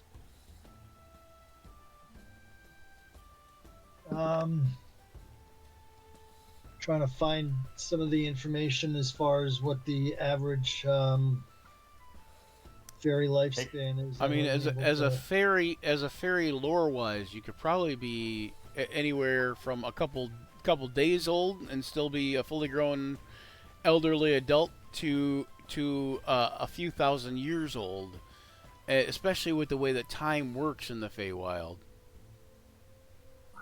Why don't we go roughly? We go a couple of thousand years old as adult. Why don't we go with 1,000? Sort of like a late teen, early 20s. Let me see what it says. Yeah, let me also see what it says for fairy and. Is it fairy? Yeah. Is it Faerie? Mm-hmm. And are you using the For D&D. Wild Beyond the Witchlight or? Yeah. Well, I think they introduced him in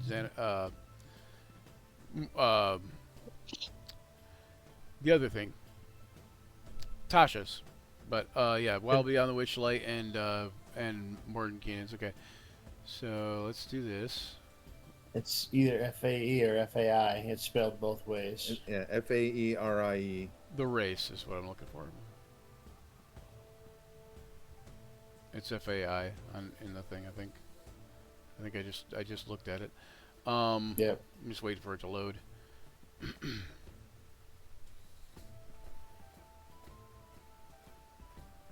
FAR. Yep, you're right. It's Fairy Yep. for the Yeah, character I'm just race. waiting for it to load. It's just being slow. Yep. You know, I'm gonna do this.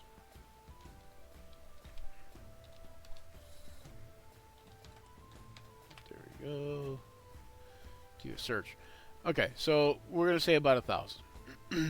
Okay. In the 1,000 years, you know that the time in the Feywild flows kind of funky. It's a wibberly wobberly timey wimey way that the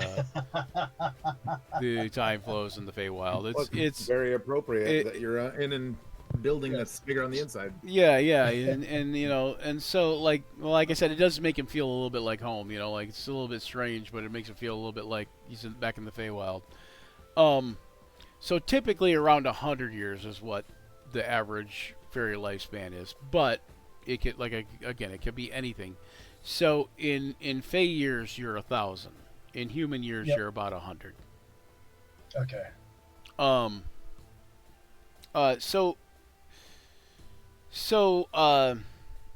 In that time, you have probably just because in that time you've not progressed in levels in any specific thing. You just been spending your life drinking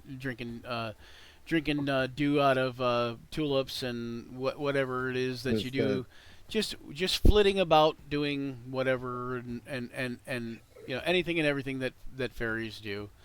Dandelion wine, right? Dancing a lot, flying a lot, drinking dandelion wine, sure, yeah, whatever.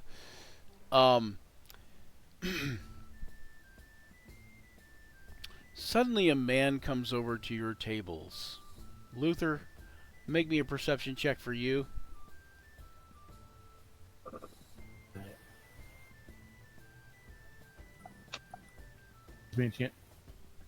He's one of the new features that they just implemented. That's for I don't have to have the character sheet up. I can right click, and it brings the character sheet up right then and there. Perception. Oh, nice. Okay, so yeah, if you right click on your token, you can click. There's a character sheet option now, Really? and you can also add your own turn to the turn order now. So if you That's forget to click on your cool. token, you can add your turn and type in your thing, so I don't have to do it if that works for you guys. That makes Okay, it 22 easy. perception. You notice this strangely clad what seems to be maybe a sage or a beggar. You're not sure which. Sand all over their robes, walking toward the table, where your companions are sitting. And Shivam, you recognize this. You recognize this guy's style of dress. You haven't seen it since Faroon was young, and the Mulharand came over here from another planet or another realm, another world, is the rumor. And the Mulharandi citizens came over, and he's dressed, for our terms, layman's terms, he's dressed as an Egyptian finery, but it's all very sandy and old and rotted. You know, like it's worn, really worn. And he approaches you, and you recognize, that thing, and he approaches you. He says, "Oh, the Herald, you are here. It is time. Oh, praise be to Anubis." I want to do a religion check. Sure. As soon as I find the thing, there it goes. Everybody can do a religion or a history check. Anatoly, you will do your history check at advantage. Shivam, you will do your history or religion check at advantage. Okay. How old is You said- Anatoly, by the way? How do I do that at advantage? You can either roll it twice, or you can click on advantage at the top of your sheet by the... Ah, that's right. Okay. You said history at advantage, right? Yep, history at advantage. Yep. Anatoly's still pretty young. He's 27. Okay, so his awakening happened recently. His sireship, or whatever you want to call it, his awakening, for lack of a better term. His rebirth. Actually, no. Yeah, it happened within 20 years, right? So that because you're as a Dampier, you're born as a half human, half vampire, correct? Yeah. Just like kind of like Blade, Oh, or as D from Vampire Hunter D. If you guys are all into that. Um, what, Vampire D? Vampire Hunter D. Yeah. He's nuts. Vampire Hunter D's nuts. That's a different show. Steve nuts. Yeah, you're steering me down a bad path.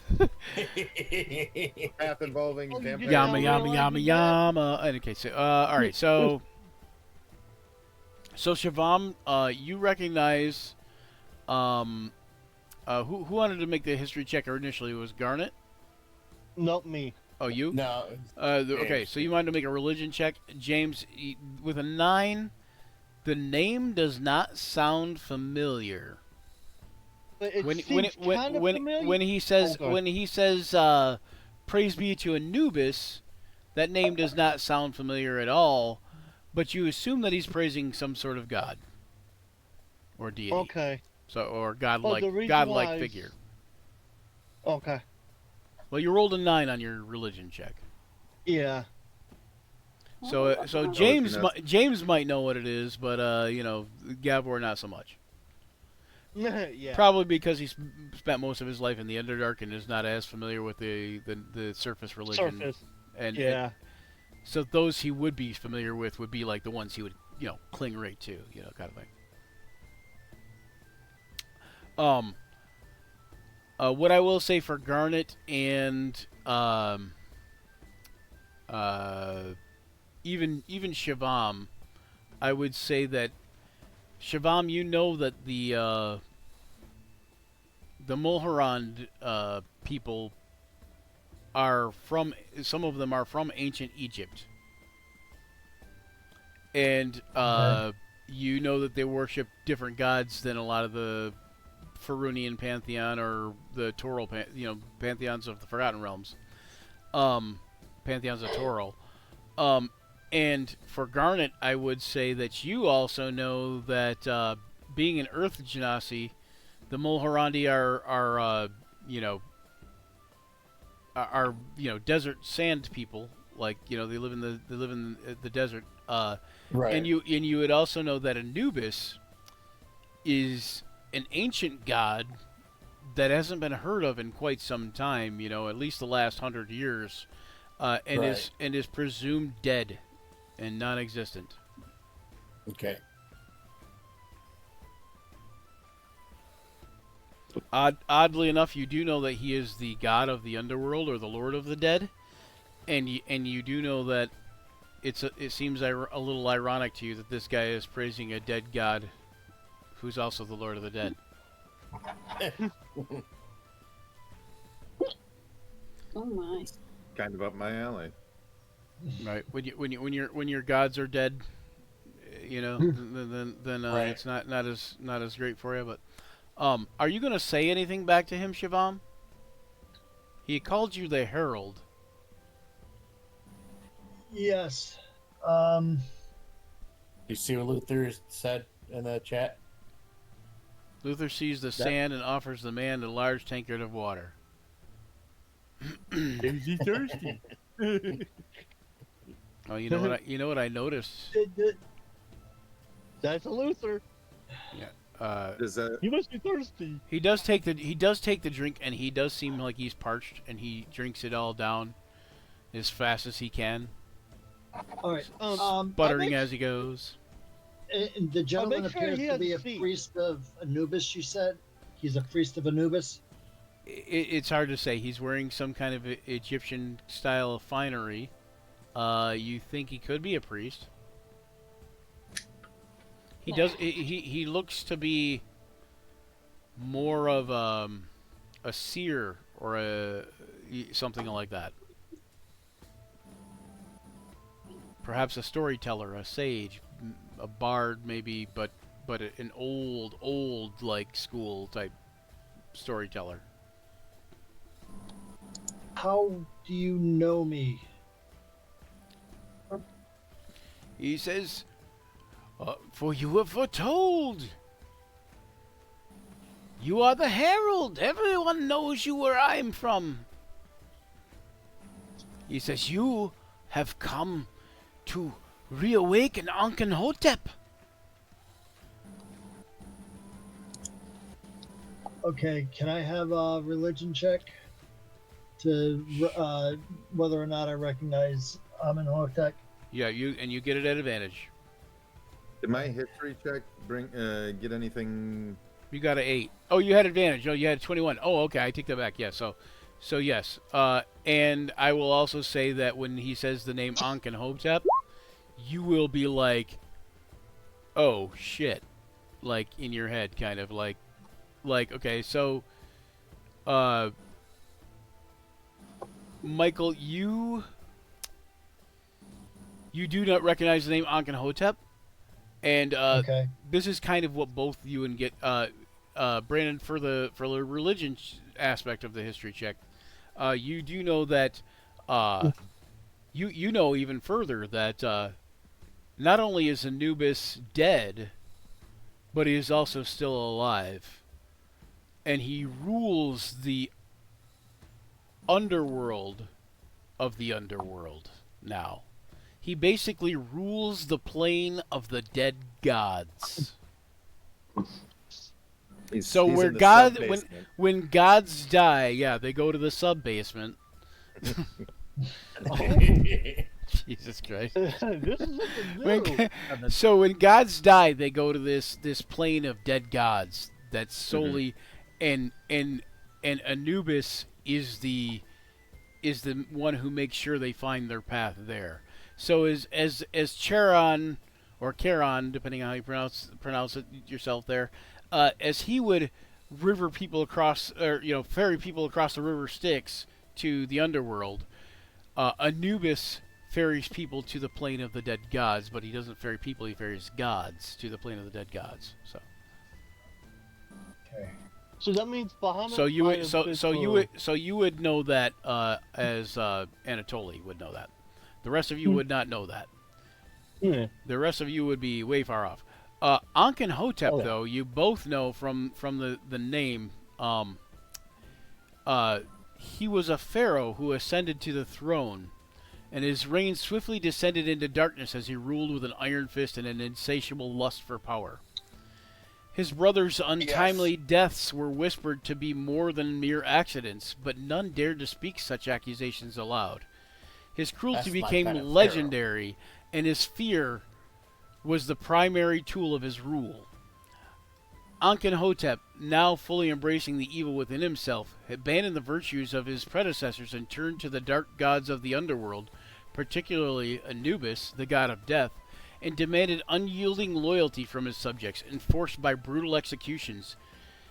And his obsession with immortality became apparent. He believed that true power came from mastering death itself. As Pharaoh Ankh-Hotep's powers grew, so did the extent of his malevolence. He surrounded himself with necromancers and dark priests, all of whom aided in the expanding of his domain over the dead. The living cowered in terror, knowing that to displease him meant either execution or eternal servitude in undeath. His paranoia grew, believing that even in death enemies conspired against him, and so he wove layers upon layers of words and curses into his tomb.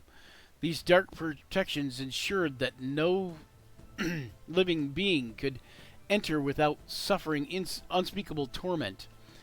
As his once thriving kingdom withered under his reign of fear, crops failed and the people were left to starve, driving many to madness or revolt. But even these uprisings were swiftly crushed, with the rebels rising once more, not as free men, but as part of Ankh-Hotep's growing undead army. His once golden kingdom had become a wasteland, its glory forever lost beneath the weight of its endless thirst for power and immortality. Despite having many concubines, Ankh-Hotep never married, always seeking out his true love, someone he believed could mirror his power and ambition. But he could never find her. He would see visions of a woman, but he did not know she would arrive when she would arrive. And upon the mention of that name, Michael, when that name is mentioned, it comes to you like a ton of bricks, a flashback that hits you. you wandered out of the Feywild one decade and you decided, hey, you know what'd be fun?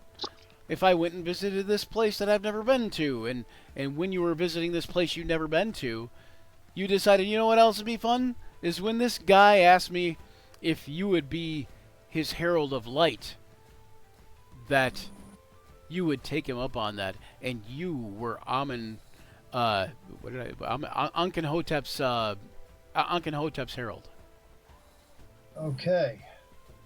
For about 30 years, but you've forgotten all about it because in the life of a fairy, it was just a flit, a moment in time. It was just it has long since been gone, but it comes crashing to you like a flashback. Okay. And I don't know at what point you decided to get out of there. By the way, that's up to you. You can kind of decide, like maybe when he started going a little crazy and raising an undead army, you decided, no, this shit ain't for me, and then that's when you got the hell out. I don't know, but yeah, that's pretty much it. I may be chaotic, but I'm still good. right. Yes. Yes. At some point, you decided, Yes. okay, this ain't fun anymore. This guy's an evil bastard, and I'm out. It's basically what it came out. I love it. I love it, evil bastards. John does love himself some evil bastards. I wish I could be an evil bastard. You guys, Oh. you guys have, and you guys are like lost in thought and trying to figure out what the hell is going on with this sage, this seer guy, and he says, "You are the herald, are you not?"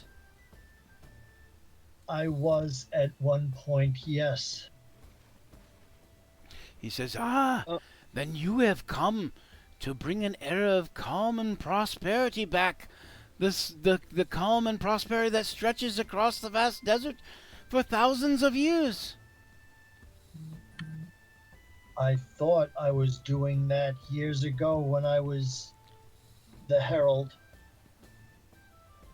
But when he started trying to raise an undead army and going completely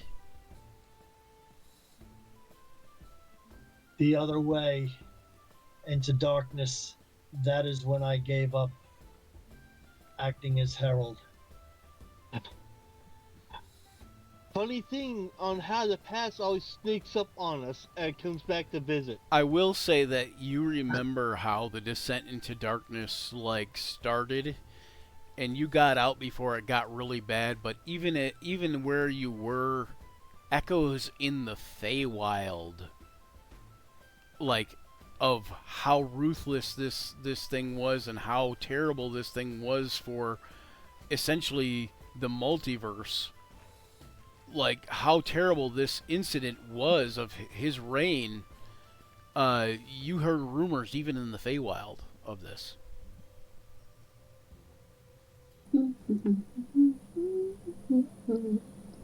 And Anatoly, for you, it was more like a chill bedtime story. It was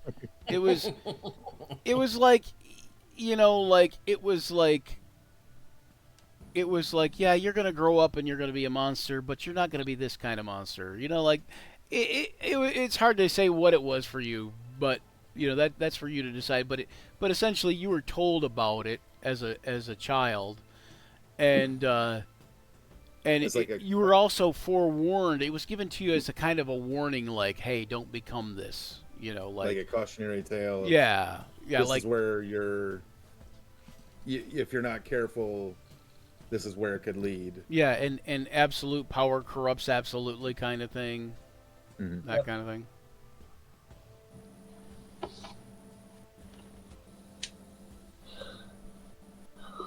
Are any of you going to say anything to this guy? What is it that you would expect of me now? He says, and what has changed since I have left? He says, well,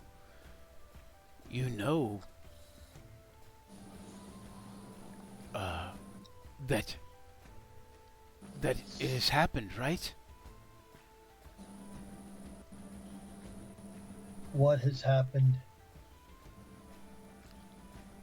Well, Queen Neferket was born. Ah.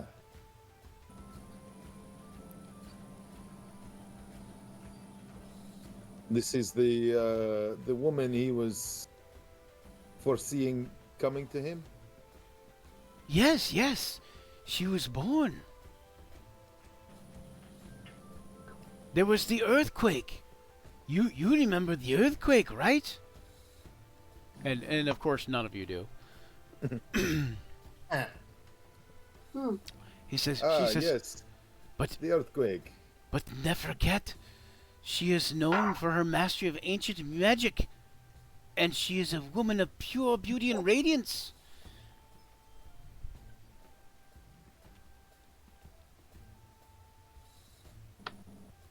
Just as he says, just as Ankhenhotep has described previously in his writings and in his words.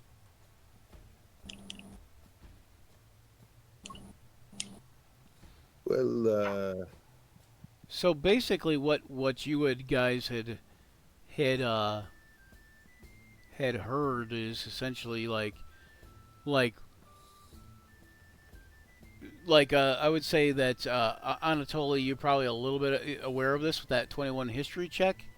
You would be aware that the queen came about 1,000 years after Ankhenhotep's reign.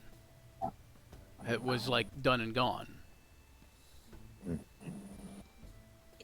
so if he had just waited, just had some Right. patience.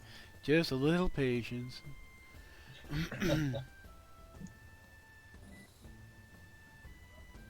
Where was this?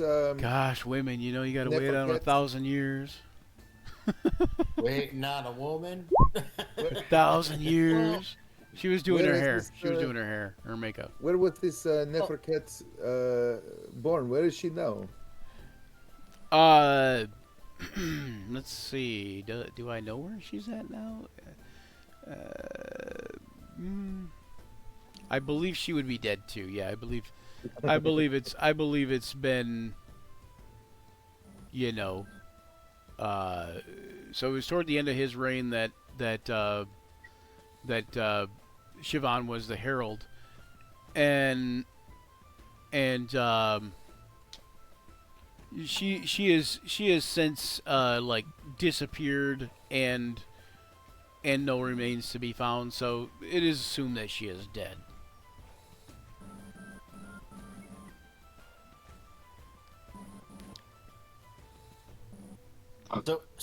So what would you like the heralds to do? He says, "You Yes, must go and reawaken Ankhenhotep." He says, "Follow me quickly. I will show you the way." And he kind of starts walking away. Seems like you're destined to wake up some dead guy. Better bring the extra strong smelling salts. Yeah, don't I part too have- much. Yes, it would probably be advantageous for us to know where this Ankhenhotep lies. I think we should all. This sounds very. You guys all did get a long rest too, by the way. I don't know if you guys had meant if that you guys were here for that or whatever, but look at Ashley. We just got the top of Ashley's head and her eyeballs. She's like that. Yep. Do. There. Oh, there she is. Oh my God! Oh, it's just You're Ashley. You're still streaming, by the way, Ryan. What? Yeah. Oh, I You're am. still- Yeah, I'm not on you're my. still I'm sharing not on your- my screen, so. Yeah. You're... You guys Come should be on, you guys Stillman. should be seeing what I'm seeing. Man, I. All right, are we following him? What are we doing, Harold? I'm. Shivdom. This seems like it's also kind of close to it also seems like it's in the neck of the woods that I do believe I would be helpful in too. Shivam, I will say that you could make a straight up intelligence check, an insight check,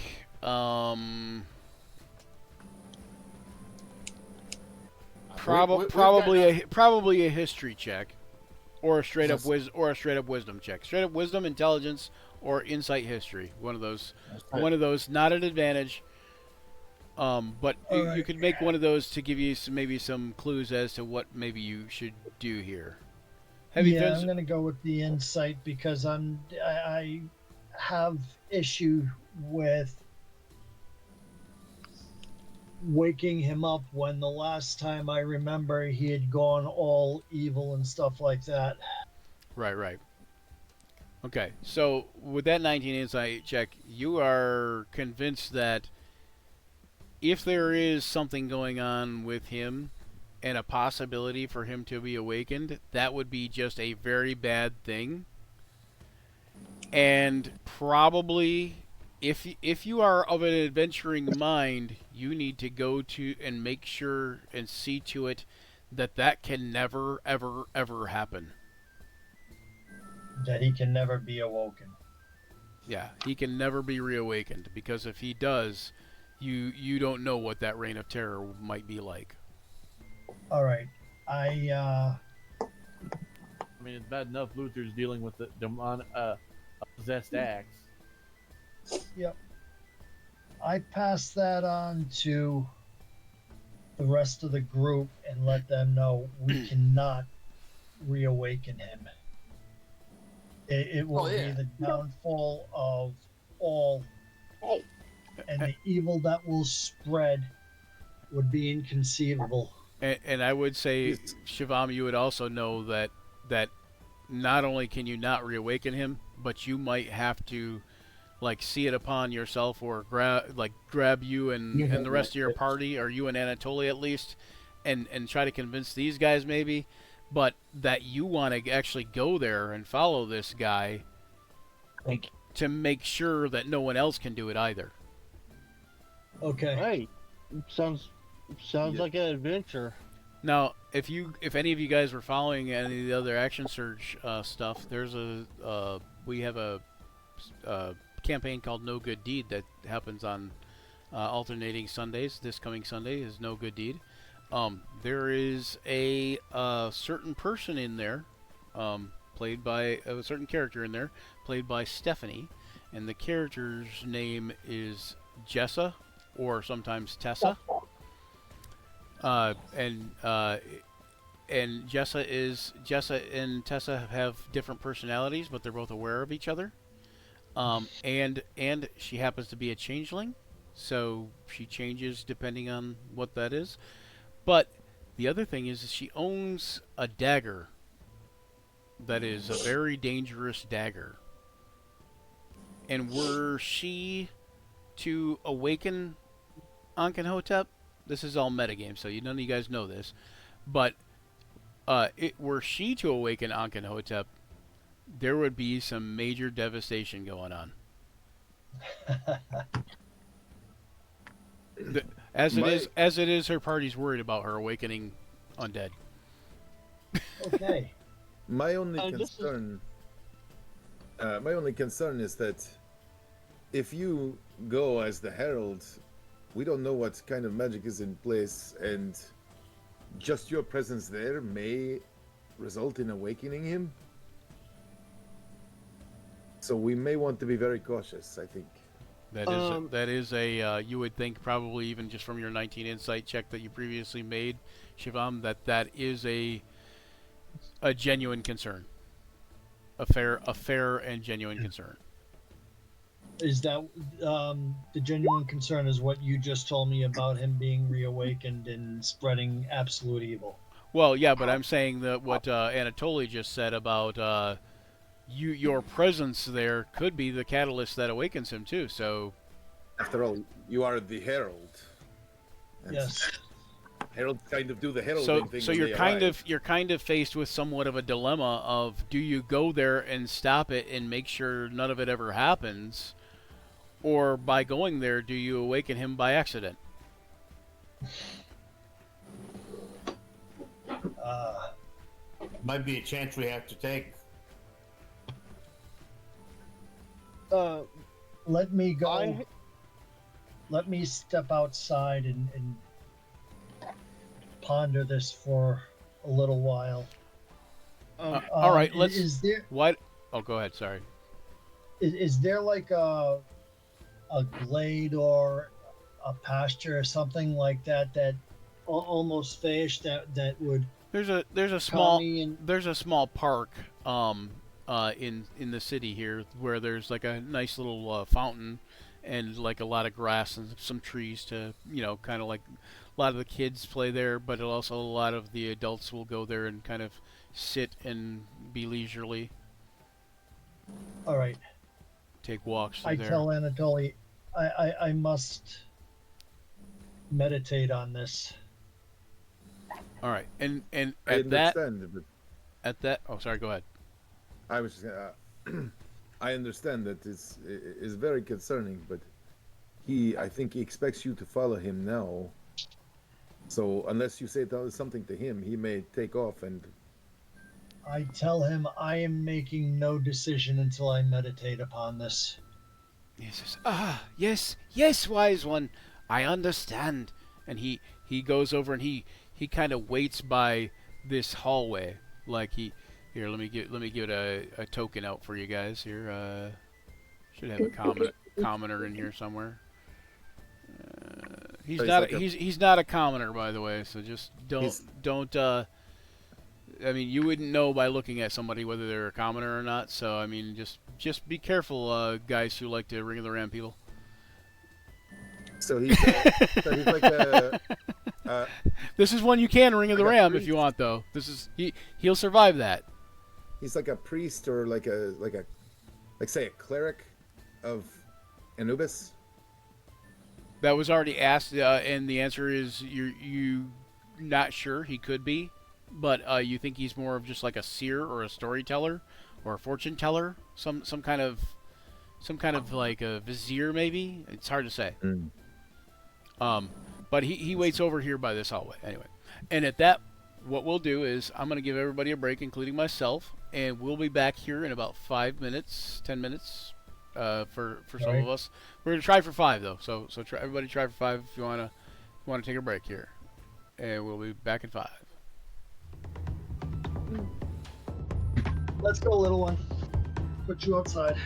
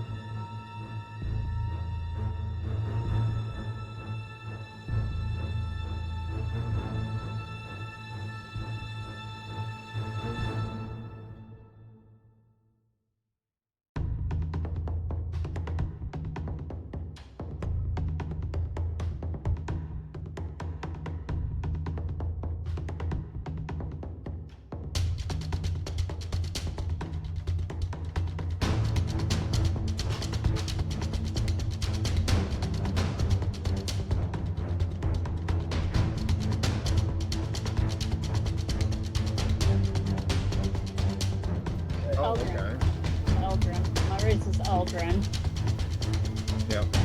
Okay. and I'm a sorcerer. Here's the Same. transition, if it works. Okay, there we go. Woo, didn't work. Okay. There we go. Oh, and I did it twice. It was so nice, I had to do it twice. Oh, you know, There. I've got, I don't have Brandon's character's name down there yet. Hang on. Yeah. I wish I could play like that. That'll screw up my vision though.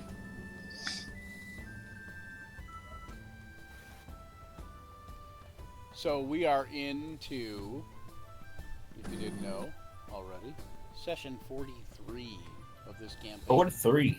So Oh, wow. You guys are in getting in at the session 43 mark. So It feels just like session 1 to me. It It's is. crazy. It is a ways in, and it will go for probably a ways longer.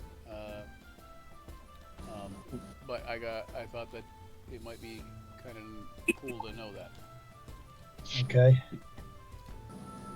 Let's see, Anatoly. We got what is this thing? There it is. There's that. We're gonna red like everybody else is. Done. Oh no, I need to make it bigger. Bigger. No, bigger. That's what. That's what she No, said. you can. No, you're better than that, Brandon. Come on. That's what I said. I mean, that's what he said. Wait, what? He said, she said. He sells- he she sells sells- by the seashore. I win. Beach to it. Almost. Sort of. Kind of. Adjacent side wise. Sure. So, if you guys are new to the stream, or if you guys are old to the stream, we have 2 new players today. We have Michael and Brandon, who I'm hoping will be ongoing players and will want to stay joining us for at least the near future, if or, Yeah, you know, forever. or until you're 90. No, yeah. So, Deadpool reference. Anyway, so we are back, and you go outside to the glade, the city park, as it were, and you are kind of flitting about, watching fireflies. This time of night, watching fireflies seems to help relax you a bit. You remember that you can't be the catalyst. You remember that it has to be Queen Neferket that would be the catalyst. This woman that he had talked about forever. He cannot be reawakened until she is awakened. However, you do understand that there could be something linked to you just showing up that would awaken her if her body is there and she is not, like if maybe there's awakening of her that she needs to do, or it could be that she's alive and she's just been disappeared for several hundred years. Okay. Could I have would it be history to see if I can remember anything about what happened to her and where she may be?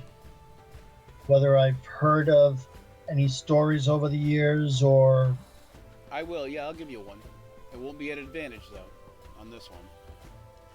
All right, so it'll be normal. Yeah, because I figure as you had long since abandoned Akhenhotep, and since you had kind of just never heard anything more come about Queen Neferket, being the one that was whatever, and you never paid any attention to any of that really, So. All right, so normal history. And the things of the primordial world are not the same the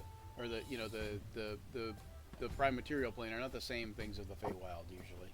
Right. And I'm guessing I really tanked that. So you as far as you know, something blah blah blah. She tried to reawaken something, I don't know, maybe, and she disappeared. That's about what you know. all right. Yep. Well, she Probably was about your making head, some. that's- Sorry, go ahead. She was trying to make espresso one day and she just disappeared, as Yeah. far as I know. Yeah, yeah. That's probably in Shavam's head is like canon now. Like that's probably yeah. I think she was doing that. I think she was making espresso. Yeah, okay. You know, and she just poof, you know, like as you do. It's one of those things that All as right. soon as it's in there, you can't get it out. That's what she was doing. Exactly. All right, so Maybe it was she invented I espresso. after a while I go back and I pass that on to Anatoly. Okay, are any of the rest of and- you going to? and Oh, sorry. Go ahead, Michael. and the rest of the group I pass that on to what I just gleamed and remembered and Oh, everything else. Michael, I got you off kilter somehow. Hold on one second. What the And Ash is a Zach, and Zach is a Ash. Everybody's off kilter now. I don't know what happened there.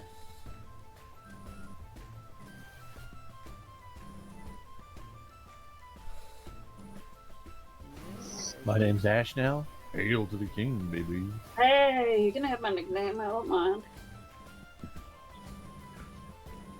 This is my boomstick. Shop smart. Shop. Shop S Smart. That's where my mind was gone next. Yep. Oops. Uh-oh. Come Ruh-roh, on. I Raggy. hit Control Z. There we go. Thank you. The moment you hit. God, that's gracious. I'm munching on coffee and toast. What you munching on, bud?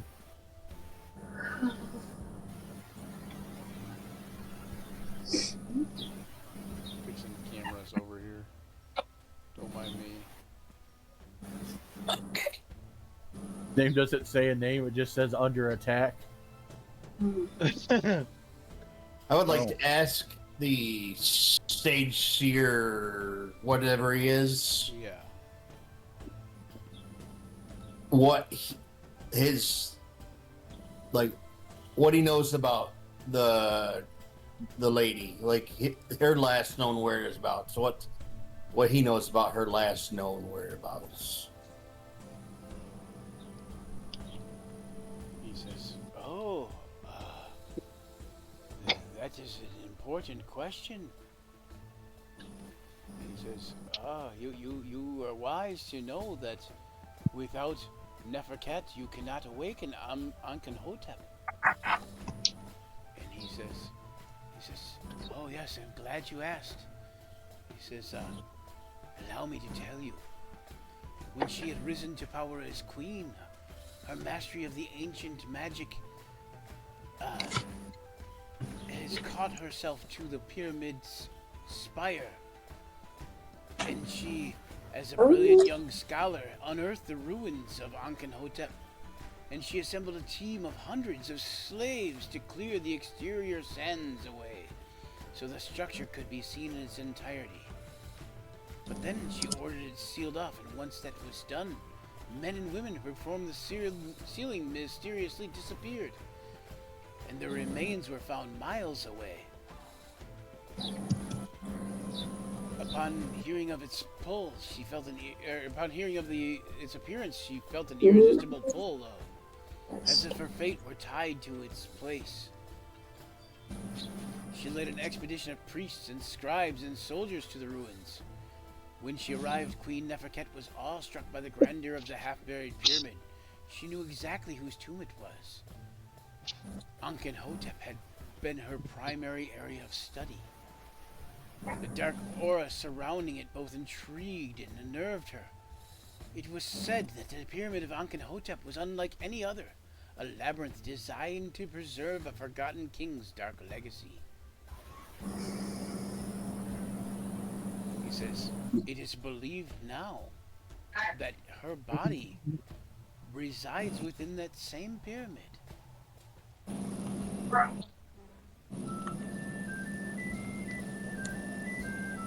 Luther just moved over so he can listen to the story better.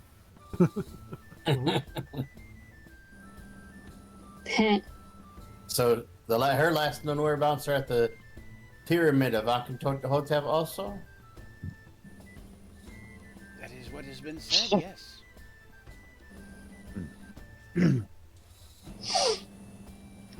Thank you. So All to right. to bring them both back, obviously you need the herald. He says, well, yes, of course. Right, just making sure we're all on the same page here. Okay. This sounds like something I really am interested in, so I want to find out all about this too. Because, yeah, when it deals with a lot of magic and stuff like that, yeah, He says I think a lot of people. the seer take notice. The seer says to you, he says, but the tomb is guarded by an ancient beast never seen before, masquerading as a cat. Masquerading as what? Travelers speak of this monstrous creature lurking deep within the tomb, a guardian created by Ankh-Hotep's magic to ensure no one disturbs his slumber.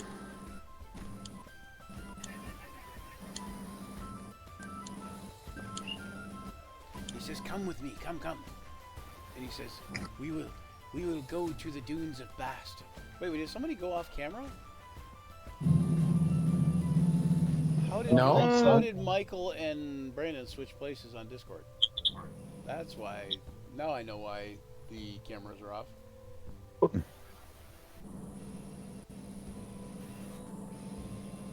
Somebody changed their nickname on Discord?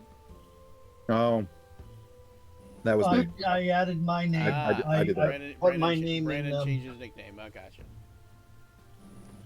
And then Michael added his name. Okay. All right. Well, Yes. I think we're because now you guys are switched yet again, and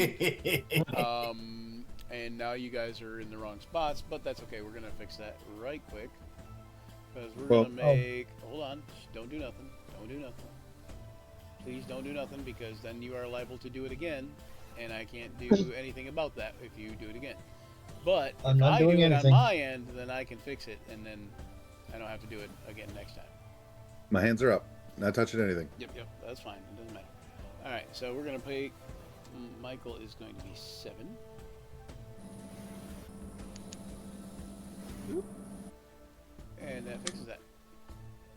And Brandon, you're technically gonna be 8 now, but for this point in time, you're in the right That spot sounds now. exciting. Go back. You're gonna I'm get willing 8. to be 8. Gonna get 8. Okay, no. Yeah.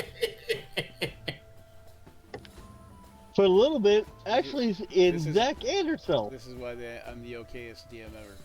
All right, so you guys gonna follow the seer? Yes. Let's follow, and we can ask questions on the way Yes. Okay. if we have more questions. Okay, so you follow him down the hallway. It Is this smoke gathers and fog and the fog thickens and heavily obscures the area. You guys can barely see each other in front of you, and suddenly you exit the what? Go ahead, Brandon.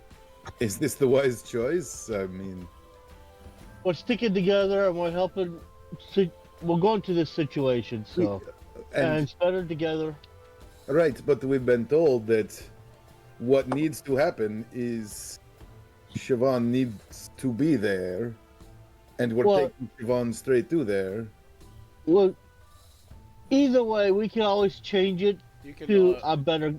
We can always change it I say the as we're going along.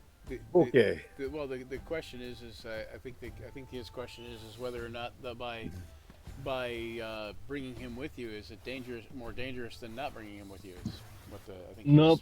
the It's idea. better keep it close by, so we can help you and assist you in this.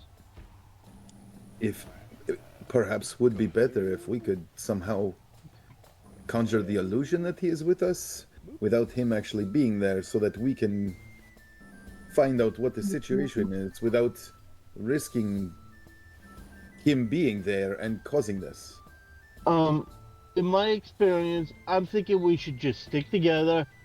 We don't separate like this. Just let's stick together and learn how we work, how we can improve working together along the way.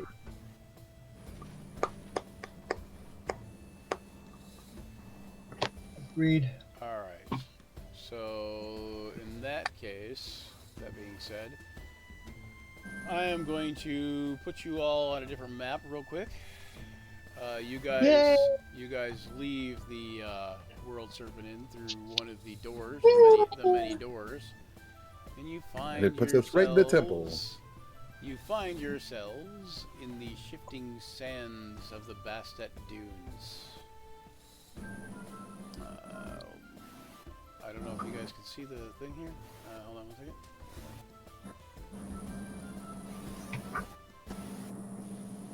You guys see the map? Or do you want me to undynamic light it? I see nothing. Plus, yeah, I see. Okay, let me turn daylight mode on. There we go. Much better.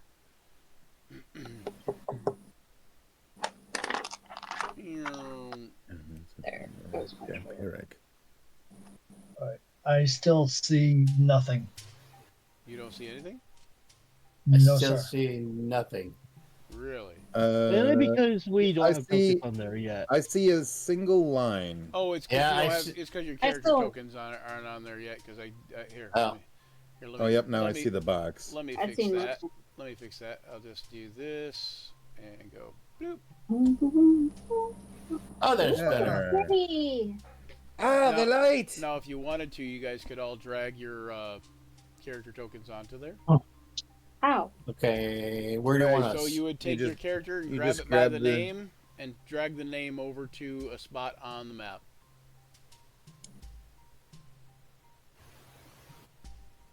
There we go. I don't know how to do that. So It's you go drag to- and drop. You go to the journal. Oh, hang on.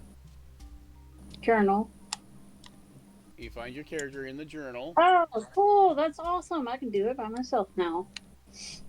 Wait, wasn't it? There you go. That's the It's not letting counter. me. Hang on. Hey, Are just getting crazy. I'm always crazy. All right. It's not letting you what? It wasn't letting me change. That's how you do I'm it. trying to change the. Oh, because I never updated your default token either. So hold on. Change. There we go. Now it changed. All right. What? And let me put the values in. Yeah. At hold first, on, it wasn't though. letting me do Okay, that. Hold on, though. Let me go back to that page real quick, and I'm just gonna update the default token.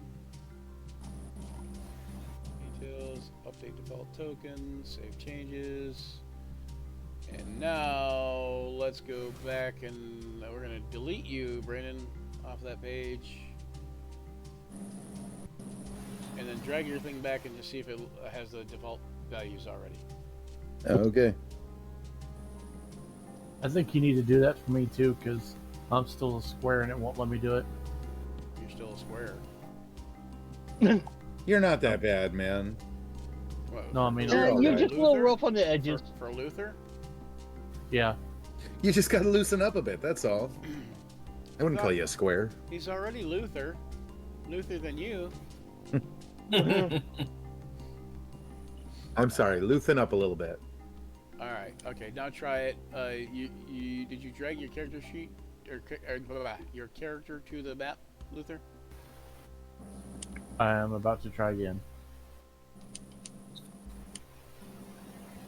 Did it work for you, Brendan? The values? Yeah, it worked fine. Though to be fair, I'm not in the regular action search area. I think that's because I'm in the. Do what? It's probably because I'm doing the Discord, not the regular action search thing. Nope, that shouldn't matter. But now I've got a weird thing going on, of course, because why not? I wouldn't. Oh, I'm dumb. I'm sorry. I've been grabbing the picture when I should have been grabbing the name.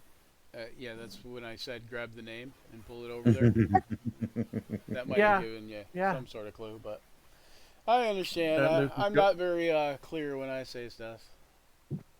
Luther's just gonna go bury his head in the sand now. Right now, Luther and Tharja are the same person on the thing. That's so weird. Again, No, it's there's something going on with this stupid thing. roll Here. 20. Well, this one person has only one It hit just point. the weirdest thing about it is it lines up almost perfectly. Actually, so like one half of your face is in one camera thing, and the other half is in the other. Uh, How did that happen perfectly? I couldn't have planned that. Okay, I have no probably clue could how have that. planned that. It would have just I been. should probably get a camera on one day. Oh, this this kind of stinks. We just wanted to have more Ash the show. We walked through She's this trying to hallway. become our face of the party, or face of this party time. I'm doing two things at once. See, multitasking. You walk through the And I hallway. was multitasking. I'm good at it. All right, focus. We went through this hallway and out a door, and so my horse got left behind. It did. You know, your horses got left Oops. behind. That's a horse of a different color. But at least now you're not in the desert on a horse with no name, though, so that's good. Oh no, That's true. it had a name. Well, but you're not It was on it. Stahlhof. But you're not on it, so. So at least you're still not a desert on a horse with no name. Or a camel.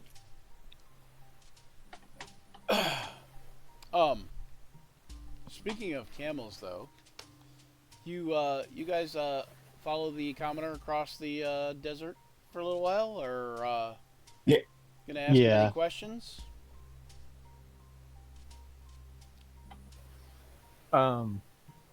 Luther probably asked, "Do I need to bring more water?" Who wants to be the victim? No I'll be volunteers? the victim. Okay, John volunteered. All right, John, roll 1d6.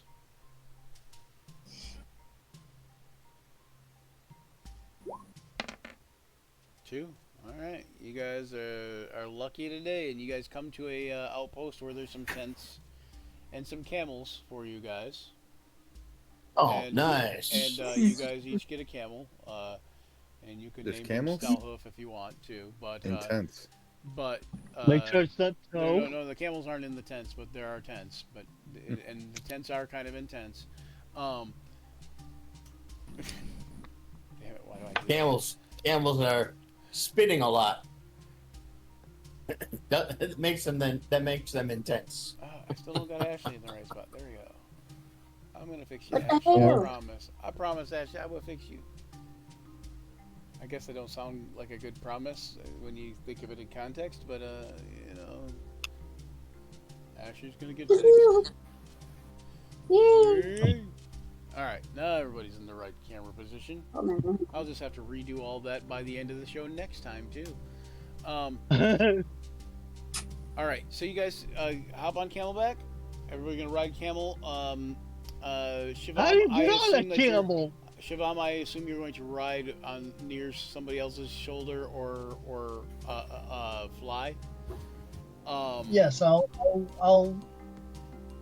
do a little bit at a time. Sometimes I'll rest and sit on someone's shoulder. Other times I'll fly up and You can ride Sebastian if you want. say it. Or you can have a real cool eye view of a dragon's point of view. Yeah, You can ride on Kaida if you can if ride Kaida feels like it. Kaida's pretty If she fast, feels too, like right? it. Who is kindness? Kaida is a Pseudo- pseudo dragon. Yep, Oh, okay. pseudo dragon. Yep. I was gonna say you could ride Kaido or you could ride Sebastian or I will Ooh. also say that Gavor, would you ride a camel? I read it. He doesn't know how to ride a camel. He could try to ride a camel, but if he's not riding the camel, he'll be using his wings. From when we went to Elemental Plane of Air, he did not give that cloak of wings back. He kept the wings. Okay. The water stuff, he gave that back. So, I will say Um, off in the desert on the way, you see some rumblings to the north. Like you see the sand shifting in odd ways to the north in almost somewhat like pattern, like shifting.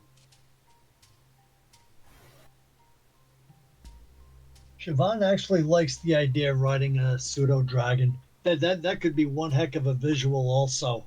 A fairy riding a dragon lance.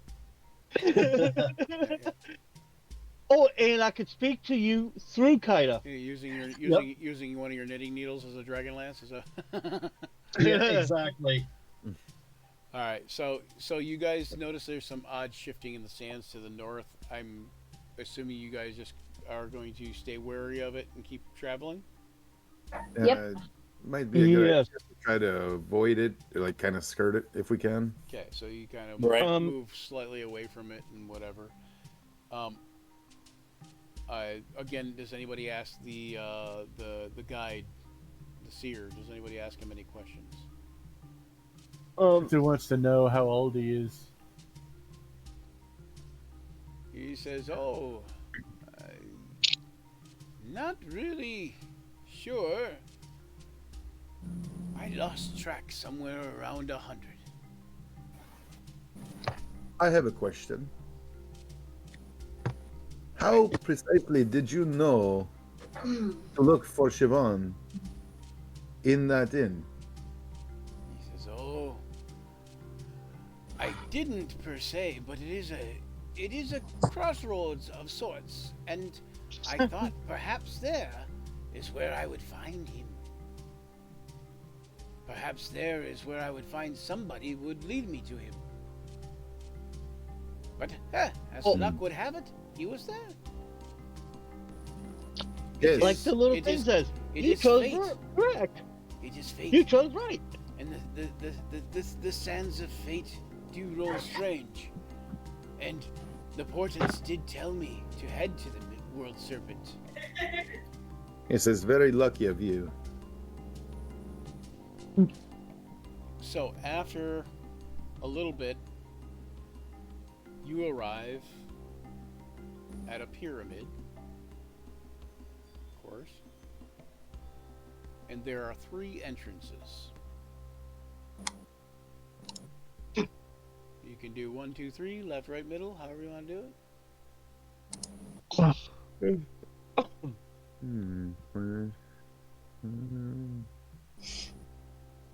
Let's see if I can put a pyramid on here for you so you can have a visual. We got the same result. What'd you get? Looks like 1, which I would assume, based on the way you said it, would be left. Left, right, middle. Yeah, that would be left. Why is there a triangle? Somebody drew a triangle? That'd be my guess. It's a pyramid. Just my I mean, guess. That's a cool Is- pyramid. Is there a token for the pseudo dragon? Yeah, Uh, actually yes. there is. You got that token, James? I'll pull it over. Just look for Kaida. Let's see. She's up higher. There we go.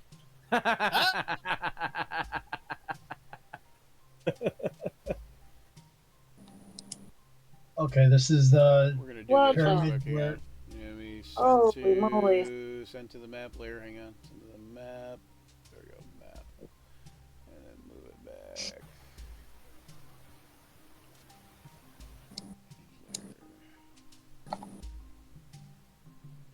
Oh, change there. Wait. Did it change? It did. There we go. Okay. And let me go to the map layer. Adjust it a little bit.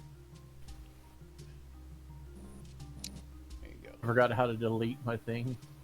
just Sorry. draw a box around it, like drag your mouse with the left click, and then Could just you select also it and then assign hit delete. permissions to him for Kaida? Do what now? Give him permissions on able to move Kaida around Yeah, I can token. do Because I think that'd be very easy. It'd be easier to do that. Because I tend to forget about Kaida, and What I Alright. know is they're cat-like type dragons. Cat-like mentalities, at least.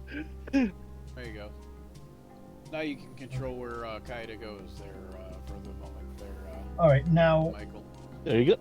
yep. Now, can I put Siobhan directly on top of Kaida's Sure. token and move them both at the same time, Yeah, or you does can, that you can create just kind issues? of you can kind of select them together.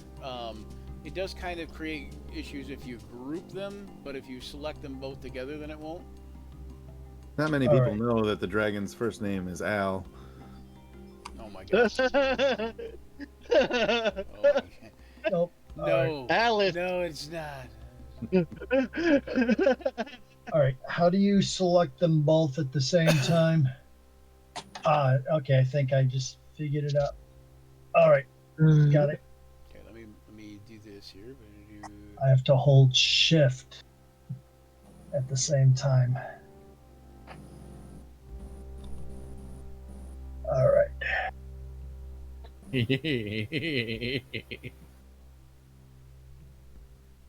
And basically, if you ever need to tell Gabor something, you could just tell Kaida. Okay. Because can't- Kaida has a telepathic bond with Yeah, Gabor. but I believe Kaida can't do. Luther was here. Hang on, let me move Luther. Yeah, Luther. move Luther for me real quick, Luther. I'm trying Oh, to. you can't now. Okay, hang on one second. Let me do this. Change layer map. Okay, there you go. Now you can. I can move Luther. Change layer map. Yeah, I can move Luther too. Yeah, he can now too, but you couldn't before because I had something in front of him. All right. So to the east we have Luther graffitied the pyramid ruins. three. Luther di- was here. Oh boy. This Luther is had a pyramid three dropped different- on its head. This is three different pyramids over to the east. No, it's 3 different entrances. Okay, On- one on pyramid, great three big, entrances. On one great big pyramid, yeah. One Okay. pyramid, three Looks like- entrances. I've seen that video, I think. It looks like, yeah, that's different. It looks like, wait, why don't you roll a 2 and one roll a 1? I thought you said you rolled the same thing. Oh, because Yeah, 2 on a D6. Okay, I see what you're saying. Okay, yep. So you did roll the same thing. All right, so entrance 1 would be the top left there, leftmost pyramid, or leftmost pyramid entrance. Okay. Yep. Okay, Is everybody going to go the yeah, we stick together. the commoner stands outside and says I will watch your camels and set us up a tent in case we need it for the coming night. And he says and I will take care of your camels and wait here for you.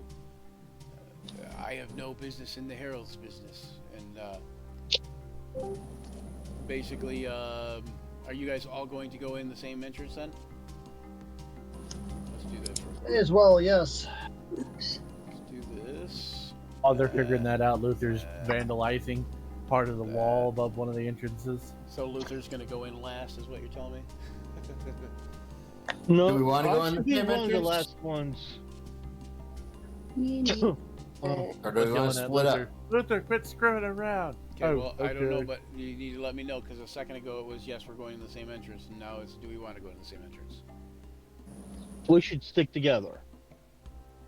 Yeah, I So really you guys do are think like, yeah, just we're gonna stick go in the together. same entrance, and then they're like, wait. When we, I think that's Let's hold probably on a smart second. when we inevitably trigger this whole thing. I say we stick together. It's best to stick together because if you get separated, there's Alright, no so way everybody- we'd be able to save Okay. you in an So is instant. everybody's gonna go in the same entrance then? Yes, no? Okay, Yes. I guess so. Yep. Alright. Sorry, I just thought you guys had already decided that. That was my bad. I just jumped the gun on that one. Tiger. Okay, so So, Go. what kind of marching order are we going in? This one.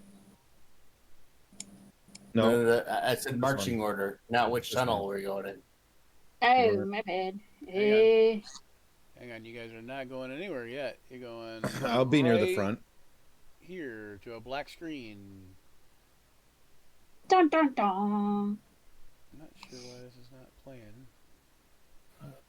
I heard some music. Oh, there we go.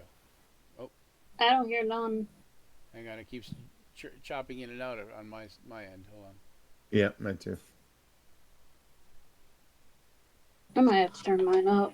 It's it's through roll 20, so Roll 20's always roll 20. Yeah, it's a glitch. It's Glitch? a Let's try this. glitchy thing. Oh boy. And Twitch is rolling out new integration features. So for the next week and a half, there's going to be some rough stuff going on. What do you mean? ooh, rough stuff. Oh. Not the fun rough stuff, mind you. Oh. No, Connectivity issues, stability. Yeah, it is the beat stuff. You're right, Okay, Zach. what's your marching order? Did I look a little too eager when I responded What's your marching order? A little, but it's good. I said I'd be fine being near the front. Near the front. Okay. Garnet. I would like to always- be middle. Garnet.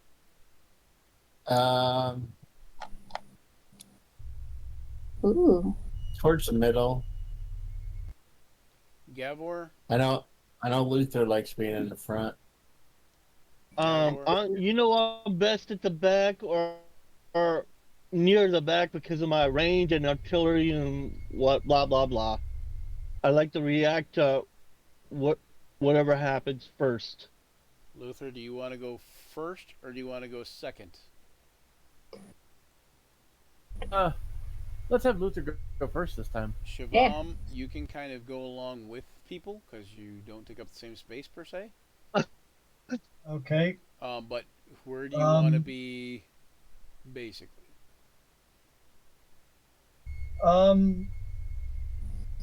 We can be in the middle. How large is the pseudo dragon? Just a little Tiny. larger than I am. Yep. A little bit bigger than you. All right. Size of a cat. Okay. So by Luther is kind of like hovering by him. Yep. And then we can move. We can move ahead as needed. Sorry. Okay. So you guys are at a long hallway there. See a long hallway in front of you. Right. I see nothing. I see pitch black. Zoom out. Hold on, let me. You gotta zoom? Nope. Because I can see it. Nope. Because just because you can see it doesn't mean anyone else can. So it might be the idea that he doesn't have his dynamic lighting set up right. And he doesn't, but here we go. 1 second. So you will have to zoom out most likely. Hold on 1 second. And save. And I need to fix that to where I can update that default token because I keep forgetting to do that. Oh, it's almost 3. I do want to do that. Hang on. Cancel. Close. Close. Damn it. Close. You're back.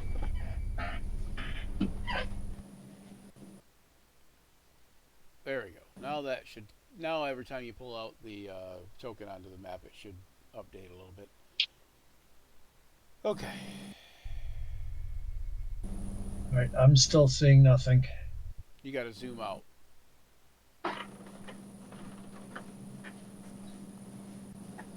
Zoom out? Yeah, zoom out. Not you. If you can see Ashley, then you don't need to zoom out. If you can't see anything, then you need to zoom out as far as you can. And you should see something. You should see a little pinpoint of light. If you don't see anything, All right. then you might have to refresh your browser. This is not good. Not good. Ah, boy.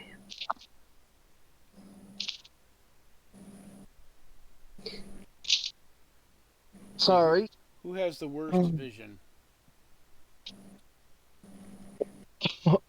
I'm cleaning my glasses. Okay, Garnet. I'm gonna go with Garnet because it's my best guess.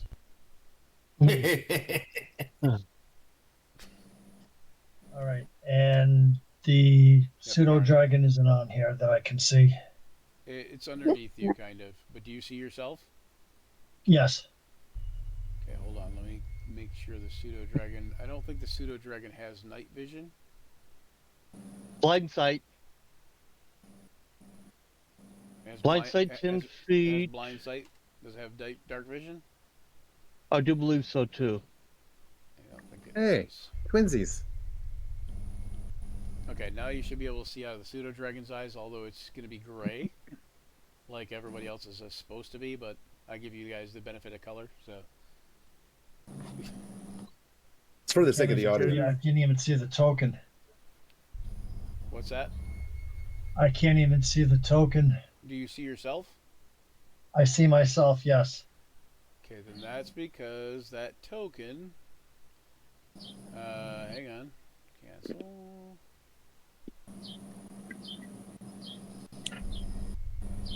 I need to go and edit it. No, you should see it there. I don't know why you can't see it. It May just be the fact you that are we're kind all- of above it, and it is kind of like crunched. You know, you're all kind of cramped up together, and it's kind of under you. You know, so here, let me put you there. Can you see the token now? Oh, now you moved.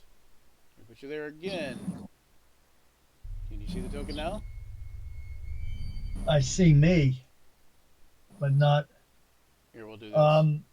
What is it? Gavor is the pseudo dragon. Kaida. Okay. Oh, Kaida. Okay, now I see Kaida. Okay. That's the name under the token. The token is up All right. above you and to your left. Do you see Sorry the about that. token?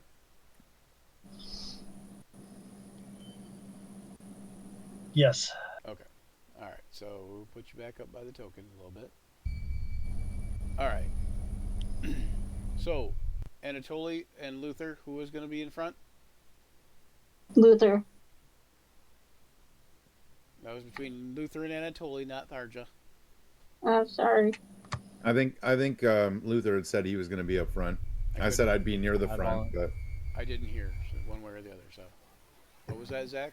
I volunteered to be in the front this time. So then you're because usually, yeah. All right. So you're in front. The hallway is only wide enough for basically one person, and Shivam and Kaida. Because it's tall enough for it's tall enough that you guys could probably stand on each other's shoulders, and you know somebody could probably stand on Luther's shoulders and touch the ceiling, but it's probably a good 12-foot ceiling.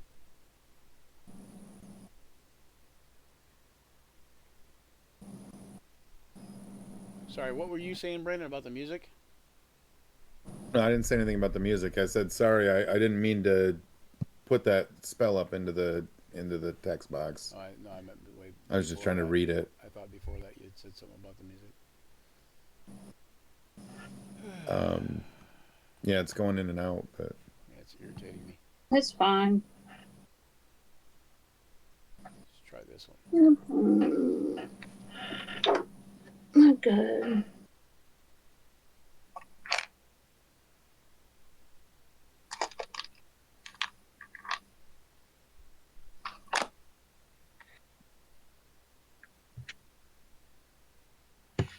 All right.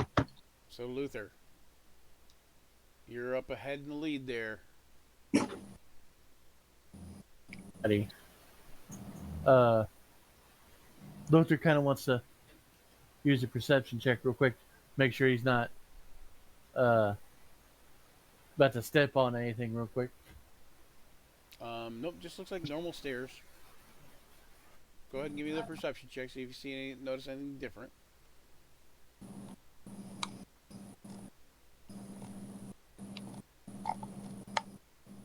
It's because I have a lot going on. I'm waiting on.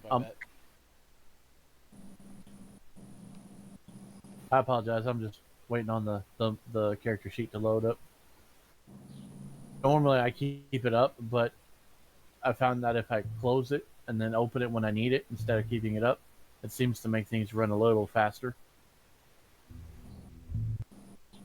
And I'm just cursed with that number.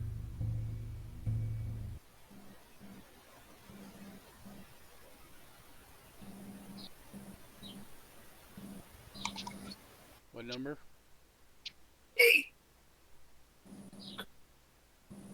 8. I roll, I always end up with an 8. I would say that Luther, though he rolled low, he wonders if the stairs couldn't be mimics. Yeah, that's Luther. And he When and he has this Luther- and he has this irrational fear that the stairs are mimics and they're going to come up and grab his face. Yeah, that's So this is what Luther does. He's going down the steps. He's like testing each one with a foot as he's Right. going down. Covering his face like this. I don't want nothing grabbing my face. Stay away. Okay. All right, so you go down the stairs. Yeah. It seems to the He's hallway. Hallway's narrow. It seems to turn a corner down at the end of the hallway. He gonna kind of corner and be like, no.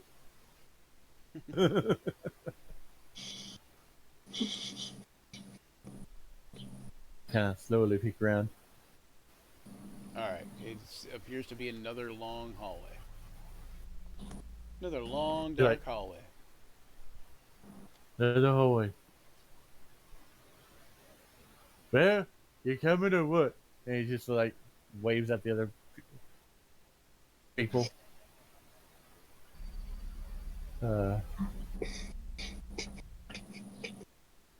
Gonna This small somewhere 10 around foot there, man. by. Oh wait, sorry, you're not there yet. I'm lying. Just gonna read your description that you're not to yet. Anyways, you make your way down the Luther, go. hallway. You all see Luther kind of go down there, and seems like nothing happens. Luther, the hallway ends at a door. At a door. Are you guys going to follow Luther down the hallway? yes. And I'm you're bringing next up- in line. up the rear. You're gonna just kind of head down there too, also, or I'll go down right Anatoly, here. Anatoly, Bueller, Yeah. Bueller. Yeah. Sorry. Okay. Bueller. Okay, you can't get past. Bueller. You can't get past each other easily in the hallways, but if you wanted to push past Anatoly, you could. It wouldn't be easy though. You can only fit one in the hallway. Is that what we're doing, Tharja? Tharja? Yeah, I can't place it in the middle. You gotta hold Alt. That's all right. Wonder what. You gotta hold Equal. Alt, put yourself there, and then let go of Alt. Okay.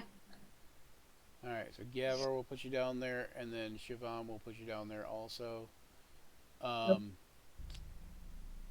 Alright. Luther, Where's Garnet? you're at a somewhat ornate door. He's in the hallway in front of you. I hate that thing. He's right here.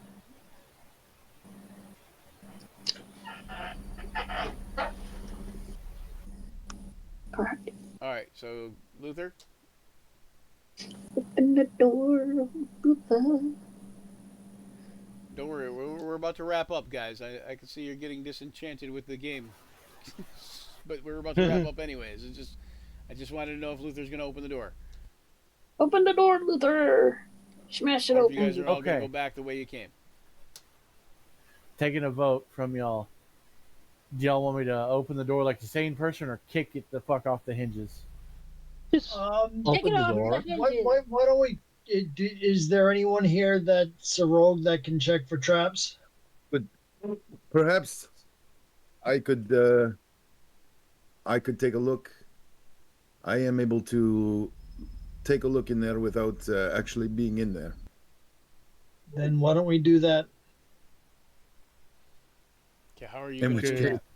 Show me what with you the spell that I accidentally put into the text box already. spy my shadow. Okay.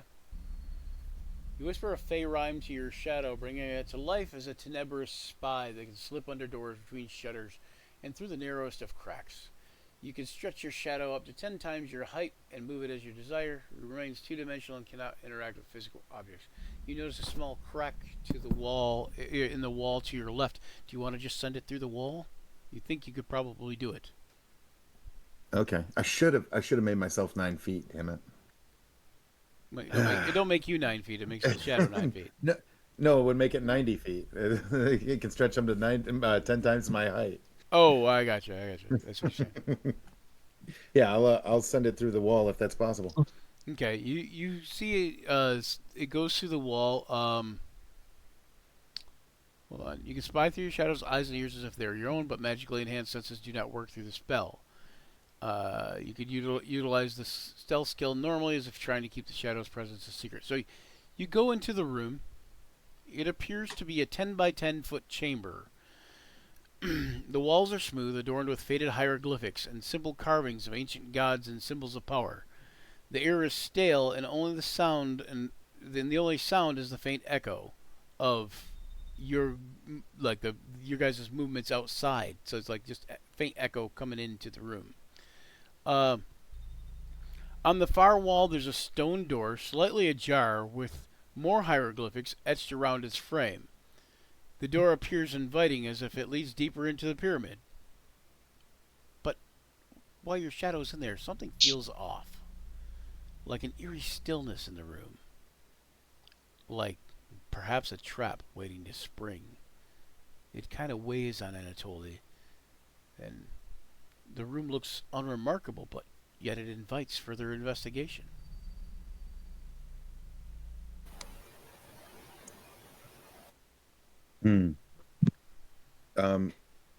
How far can you send it? It can go just up to the dimensions.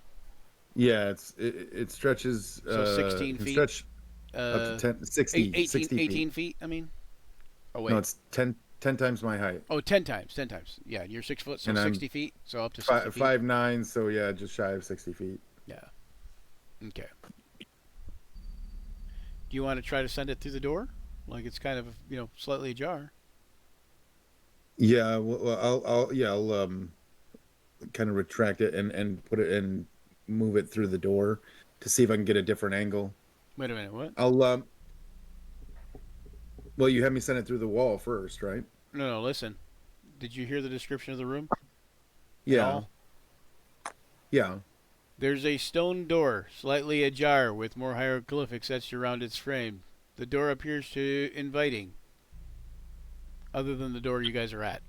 If the door was slightly ajar where you guys are at, you guys could just look through the door, right? Right. Okay. So I'm asking, do you want to send it through the other door? Yeah. Or are you going to bring it back? Are you going to bring it back, go around the corner, go through that door, and then maybe see about going through the other door? Is what I'm. Yeah, I want to I want to go check out the other vantage point. Okay, you want to check out. You want to go through the doorway's vantage point first. Yeah. Okay. You see the same thing. Now, do you want to send it through the other door or no? Excuse me just a minute. I'm busy at the moment. Give me a few minutes, okay? You know what? I will allow you. Also, make me a perception check. Oh boy, I'm not great at those. All right, let's see. Perception.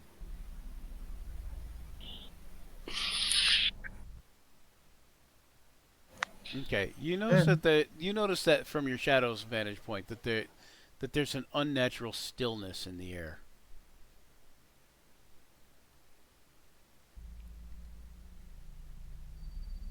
You can see dust on the ground, and you can see whatever, at least probably 50 years of dust, and nothing has been disturbed.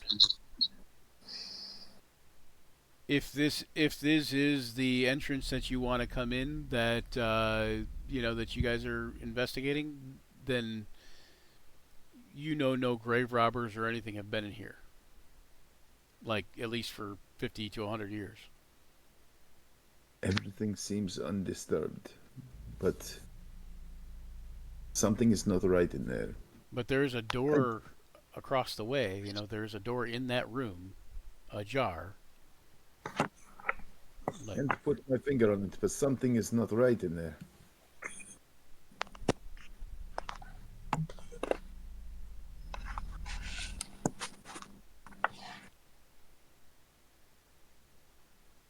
so, It is up to you all, but I am cautious. I am wary of going in there, especially with Siobhan. Okay. Well, can anything hurt your shadow? no, not No. really. It's a shadow. Oh, and you're only looking. Go to the extent of its range, looking around, and come back. If what it looks like it hasn't been disturbed, maybe it's safe that it won't get back. And you do know, Yeah. you do know, Brandon, your shadow, Anatoly's shadow wouldn't, the spell wouldn't disturb the dust or anything either. It's just a shadow, Right. essentially. But it did go to the extent of the range that I could go, right? No, No. Okay. Well, no, then, I was saying yeah. there was a door on the other side, and I was asking if you wanted to send your shadow through it. Before. Right. Mm, Yeah. I'll push through that. I'm just It's not Can I- likely. It's not likely to trigger any traps because it has no hefter girth. right. I'm not sure why you decided to use those two descriptors, but Because I'll it's go ahead and push weightless, that. weightless and Can I odorless and make a- colorless. Oh, no, anyway. Can I make a stealth check for it? Is it dimly lit in there? It is dark. Okay, so I for should be you, able to it's have advantage on it. so for you, it's dimly lit. Yeah, it's because you can utilize the stealth skill normally if trying to keep your shadow's presence a secret. Yep. It gains advantage on dex stealth checks in Yep. dim lighting. And for us, for our house rules, those as the advantage +1. So Okay, so stealth. There we go. And it almost made a difference. okay. So it goes through the door stealthily, and then you realize that it hits something solid, and you find a crack and continue through, and you realize this is just a false door, but there's a wall here, and you can you peer into the wall, but it goes far enough that when you send your shadow further into the wall, it's just there's nothing else on the other side. It's just a wall, and then into like the sand, and then it's there's nothing there. It's just nothing. It's a fake door. There's a false door. I don't understand why. Perhaps to trick grave robbers or something. I don't know. It would seem that if it were opened, maybe it could cascade sand on someone because there seems to be nothing beyond it. Just desert. But I don't know. I guess I'll send it kind of like sweep around the whole room to see if there's any more information I can glean to give them before we go inside. I think we've pretty much revealed most of what we can. But I would say that you can kind of you could give me an investigation check to see if there's anything else that's like amiss, awry, whatever. That's something. Oh hey. Not my best trait, but still. After several 30. minutes of carefully studying the room, trying to figure out why is this room like this. It's a fake door. You're at the end of a hallway, and clearly this room is the end of the room. It's the end of the line, basically. Like you thought the pyramid would be a little bit bigger than one room that was 10 by 10, but you realize that as you're investigating, you notice that there are slight grooves in the walls and floor, indicating that the walls and floor might move. Hmm. I'll They're relay well, this to them. they're well hidden, but they're also, once you know them and once you know they're there, you realize they're there. They're somewhat obvious that it's some kind of mechanical, like some kind of mechanism to possibly move the floors or walls.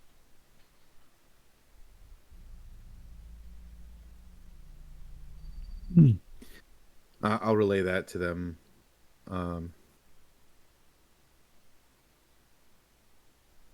it appears that this is some kind of shifting building, that the walls can move.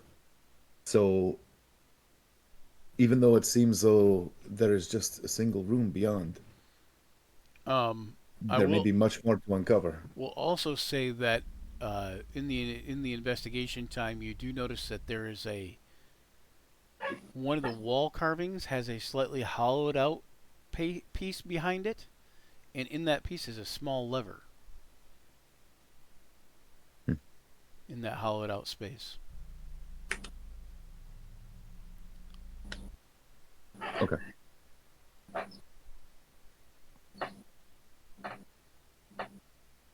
So, anybody want to do anything? Okay. Y'all ready for Luther to open the door? Yep. Yep. Luther, you can open the door? You should Luther's- be able to click on it, I think. Yep, you can. There you go. Just carefully pushes the door open. He's like, hello? Hello? No? Okay. And then he steps in. Second level. About right there. Okay. You see a door ajar on the other side of the room there, but you already know from Anatoly's description that that's a false door. Luther's kind of scratching his head. I guess I'll make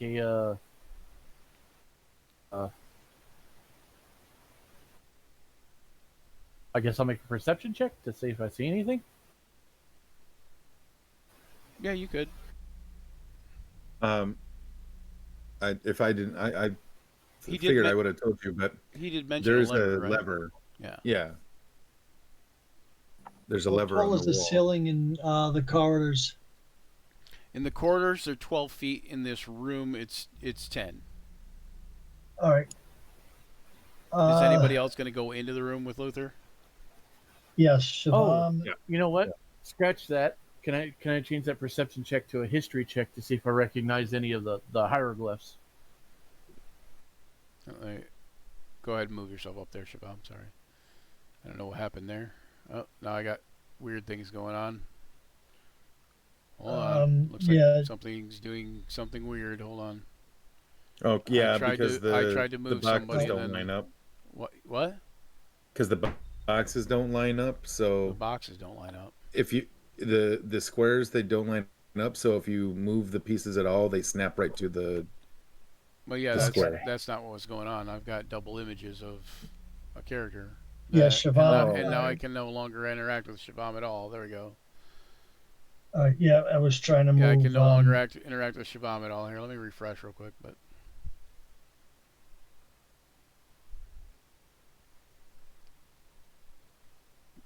go ahead and move, you guys. Whoever's going to go in there, go ahead and move yourselves in there.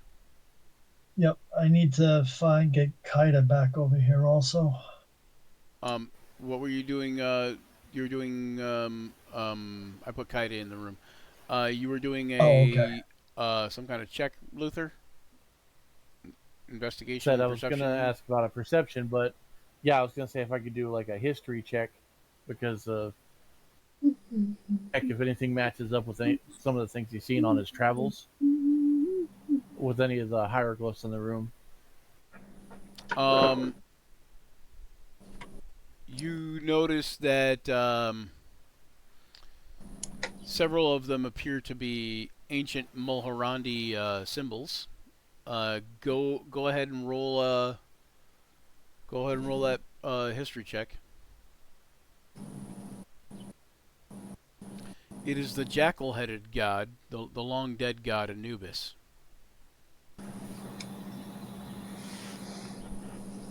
And it kind of like comes to you like, oh, that's who Anubis is.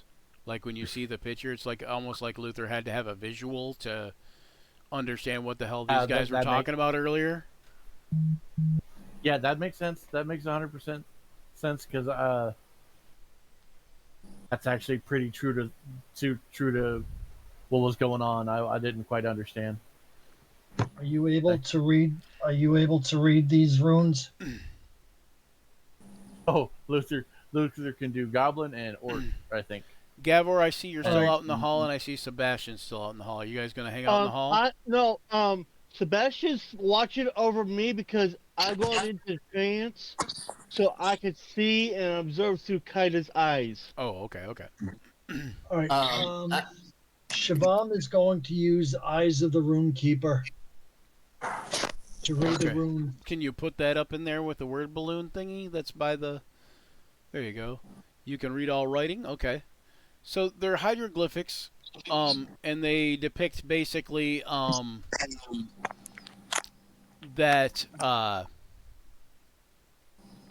they're all just symbols of Anubis, depicting that this room is filled with certain death, essentially, as the door slams shut behind you. And you notice the floors and walls start moving in such a way that the floor starts slanting inward I want to and retracting into the wall. take a look at the switch lever or whatever. Okay, you're looking at the lever.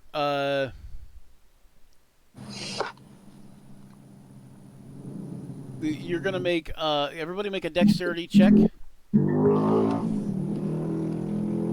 A dexterity save. Dexterity save. Sorry. Even Shabam and Kaida, since No, if you're we're flying, so it's fine. Okay. What's the save number? You are going for a DC 15. Oh, yep, nope. Not even if I rolled my thing would I make it. Okay, you grab the lever, and investigating the lever, Garnet, but it seems to be it won't budge. Can I? You said as a I dexterity see the save. Can Yeah. I make a tinker tool? As you go to make a tinker tool anything, you notice that the floor slips out from underneath you, and you drop into a pit of spikes. Ouch! I'd like to use my inspiration To do what? to add to my roll because you said it was a DC 15, right? Yes, DC 15. Yep. Okay, and that's 1d6 added on. And Tharja, you also fall into the pit of spikes. Ow. And Brandon, I haven't done my roll. you saved, and you're on a ledge. Oh, that wasn't your roll, Garnet? Yeah, it is. Yeah, that was somebody else who said it wasn't. Oh, my- okay, okay. So who hasn't rolled dexterity No. save? I already did, but Go ahead- I go ahead, haven't. Luther. Rolled my dex save because I was asking if I see this, if danger sense would apply to this instance. Danger sense. I got the bubble up there in the I chat. don't So you would have you roll your dexterity save, but you have advantage on it. Yes. So you just roll a dexterity save at advantage. And for those who fail, in this case, Luther still How 2. did I roll lower on an advantage? 19 damage. 19 damage. Everybody who falls in the pit of spikes takes 19 damage. That's Luther, Tharja, Garnet, and Anatoly. You don't. You kind of Tharja. like what? I was just saying, Tharja, you could use your inspiration as well. Yeah, that's what I was trying She to only say. got a 10. You'd have to No? roll. You'd have to roll a 5 on a d6. Okay. So roll a d6 and see if you get a 5. Oh, you had disadvantage. Okay. No, she's not at disadvantage or advantage. She's straight rolling. Why? Oh, Just I because see. just as somebody rolls at advantage doesn't mean that they have advantage or disadvantage. It just means that they have it Yeah, I'm stuck gonna on take it. forever and a day. Okay. So at any rate, so you guys each take 19 damage, except for Anatoly, who you are kind of like clinging to a little ledge, like a little lip. Um, you think you can reach the lever from where you're at, but you know Garnet tried to budge it, and did you say something about it not budging? Because he was getting ready to get some tools out, so you think maybe it was stuck. No, I don't think I said anything out loud. But, Okay, so you might think it's stuck, but you might be able to reach it from where you're at. I'd like to use my boots to pop myself back over to the where the handle is. Ouch. That hurt. Okay, you sure? Yeah. All right, you do that. Make a deck save. All right, come on, baby. This time we're gonna make it. Nice. Okay, so you pop back over. You pop back over to the thing where there's no ledge there at all, but there happens to be a little bit of like brick sticking out, and you find your feet find a foothold, and you're able to kind of grab onto the hieroglyphic hollow space where the lever is. Yep. So you're able to not fall a second time. Now I'd like to try to use my tinker's tools and get that lever working. Can I use my cloak of the bat to kind of like fly down and help everybody back up? You can use your cloak of the bat to fly. But I can't. I wouldn't be able to help like carry them up. Well, if you put the cloak of the bat up there for the normal version, I don't know if they changed it in 2024, but normal version is you have to be clutching the edges of the cape. Right. So if they grab me, like grab around my neck or something, Yeah. If they grabbed you, then you could help them up. But where would you help them up to? I'm assumed to like the edge of the doorway, like there. Like like the little lip. You could help one person there, and one person could get there. All right, Garnet, with the Tweaker's tools, give me another deck save. Because it's very hard to hold on and use the Tinker tools and, stay your foot. Keep your footing, and you take another 23 damage from the fall. Ooh. But you did hear the lever click. All right, good. And then all of a sudden, those of you that are down in the pit of spikes see the lid start to close back up. And you're underneath the lid in the pit of spikes. That's not. You have a small amount of time to hop out here. We're gonna do this here. 1 second. All right, who would be the lightest person still in the pit? Tharja. Tharja's probably I was gonna say Tharja's probably the lightest. I guess I'll help. I'll try to swoop down and get Luther, and then you can try and help Tharja out. Yep. I'm in there now too. So. Oh, jeez. Don't help Luther. All right, so No, help Siobhan somebody and else. Kaida are going to swoop down and attempt to get How deep is Tharja how deep? out. I was gonna say how deep is the pit? Is It's it climbable? only like 10 foot deep or so. All right, so I'll try to climb out. Okay, there's Anybody no got a rope? there's no real place to climb to. Has anybody got a rope?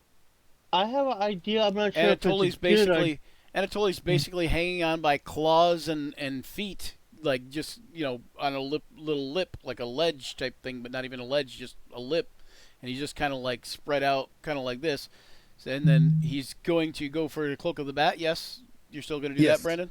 And then Yeah. he's going to be able to help somebody. So you're going to help Tharja, you said? No, I think Tharja. I think Siobhan's gonna help Tharja. Okay, Shivam, how Yeah. are you going to help Tharja? Myself and Kaida are gonna fly down and try and grab hold of Tag her. team. Okay, I think you guys are way too small. How much does Tharja weigh? Not that much. What is your strength, Shivam? 12, and I'm not sure what Kaida's would be. So it'd be 12. Can And Luther Kaida's throw is 30 Tharja up sick. there? divided by 2, Oh, divided by 2. Okay. So you can hold about 90 pounds, including Large or skinny? what is Tharja weigh?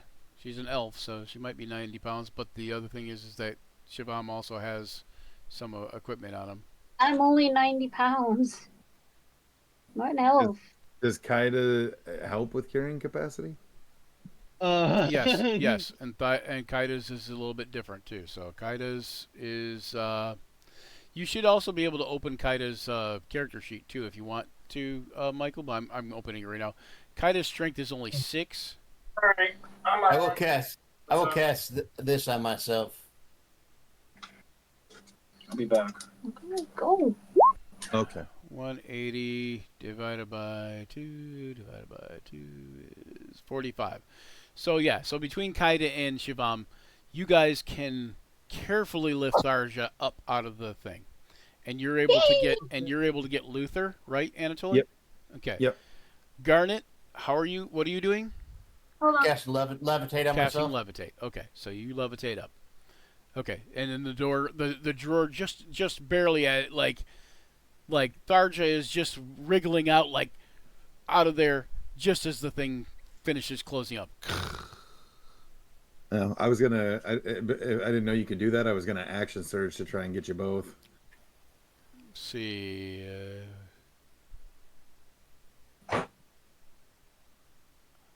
Let's see. Do I have? I Luke, think I I was think I gonna- have a trap too, but I was gonna just straight have Luther rage and try to throw her. You gotta throw me. Dude, I would take more damage. Don't tell the elf. But you be out of the hole. don't tell the You'd elf. be in the hole. Hey guys, here's the. Oh, nothing. This is nothing. I hear nothing. Did you guys hear Sound that? like a Anybody cannon. hear that? Okay, Sound you like guys, a cannon. some of you guys I did hear heard it then. Okay. Yeah, Oh, no, it came delayed to me. Okay, that's why. All right. Okay. That's the sound. That's the sound of the floor made when it slammed back together. How much does potion of greater healing heal? 44 plus 4. So 48. 44 plus 4. Yep. So Okay. if you take it as an action, it's 16, 20 healing. All right. How about superior healing? 44 plus 4 is 48. What? Yeah, I'm gonna do it. It's for die 8 maybe, but it's not 48. I said 44 plus 4. It's not even 4 die 8. What are you trying to get? No. You're trying to No, confuse he me. said 44. Oh, 44 plus 4. I 4. get you. Yeah. Okay. I What got about superior healing? You can look these things up. I will let you. Yeah, but you know them offhand. Superior. Well, okay. So if I say if I give you the answer to superior after you ask me greater, then you're just gonna ask me supreme, aren't you? After that, Yeah, I All right, don't have a it's- supreme. it's okay. Well, it's 8d4 plus 8, and then supreme So should be 10d4 plus 10, but I'm Plus not 20. positive. I believe it's plus. Is it plus 10 or is it 10d4 plus. It could be. Wait, maybe it's. I think it's 10d4 plus 10. Well, unless it doesn't follow. It could. It might not follow. Yeah, it's 10d4 plus 20. You're right. It doesn't follow the normal formula. 8d4 plus 8, and if you use it as an action, it would be 8 times 8 is 64 plus 8, so 72. Oh, I don't need 72. Let's see. So use the greater one, huh? I will. The second one I told you, 44. huh? 16 plus 4. And at that, you guys all kind of, you guys could all should actually take a long rest. It's been a while since you got here and that, and you guys could actually take a long rest if you wanted to. I would say that. And the door unlocks again, of course. Okay. Shivam and Kaida want to investigate the room and see if there's anything lying around that might help us down the road. Well, I'm I gonna think get out. that might have been lying around. It ended up on the bottom of that pit when the floor fell out. I'm gonna get out of this room. I'm going in the hallway. The Take a long rest. door that's slightly ajar leads to a small, like 3 foot by 3 foot dead end.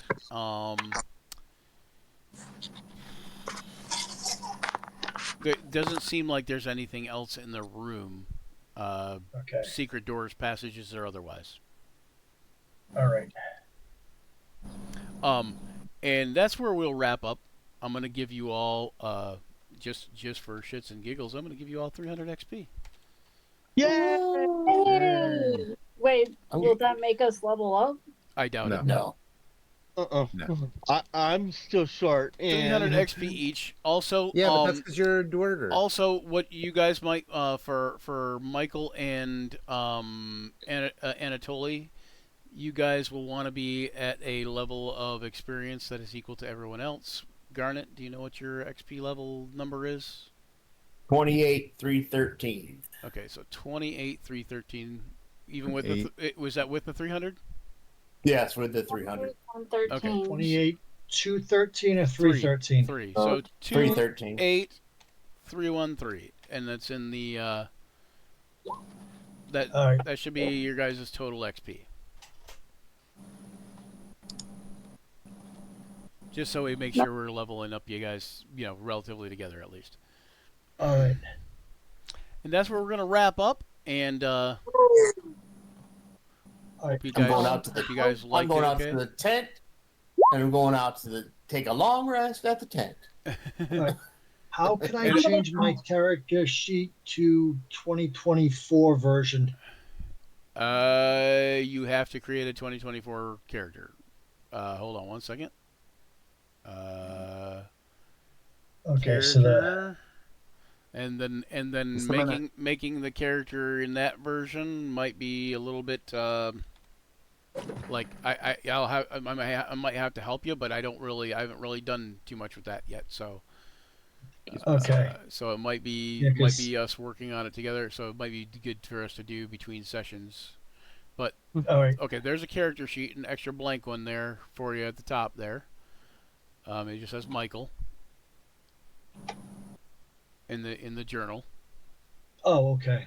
And then that you when you make that, you're gonna pick. It'll ask you like, do you want to make a 2024? I think.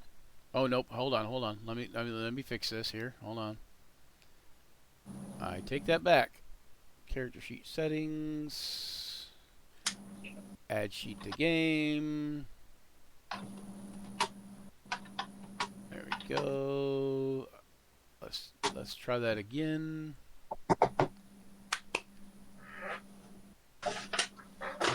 And in the meantime, for the rest of y'all, I will say unto you things like, thanks for joining us here on Action Surge, where imagination collides with the roll of dice. We battle fearsome foes and forge unforgettable memories together. As the session draws to a close, remember, the journey never truly ends. Keep rolling those dice, weaving those tales, and farewell, adventurers. Don't forget to check us out on Action Surge 5e on all the platforms, Facebook, Twitter, Patreon, YouTube. Give us likes and subscribes and follows and all that good stuff. And until next time, may all your actions serve. Actions, sir. share with your friends. What they Share said. it with your friends too. God Gather round, adventurers bold in the realm where tales unfold. The podcast of heroes, a quest divine, where imagination takes flight.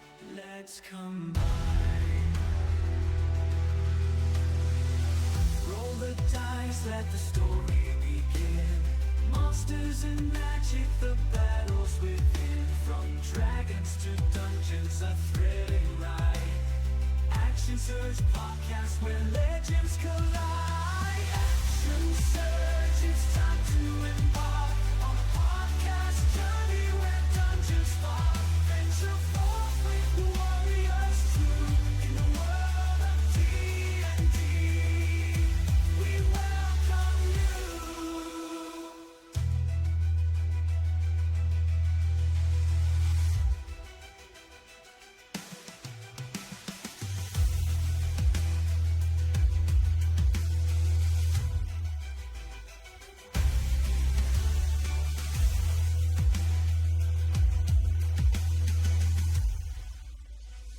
Action Surge, it's time to embark on a podcast journey where dungeons fall. Venture forth with the warriors true in the world of D&D. We welcome you.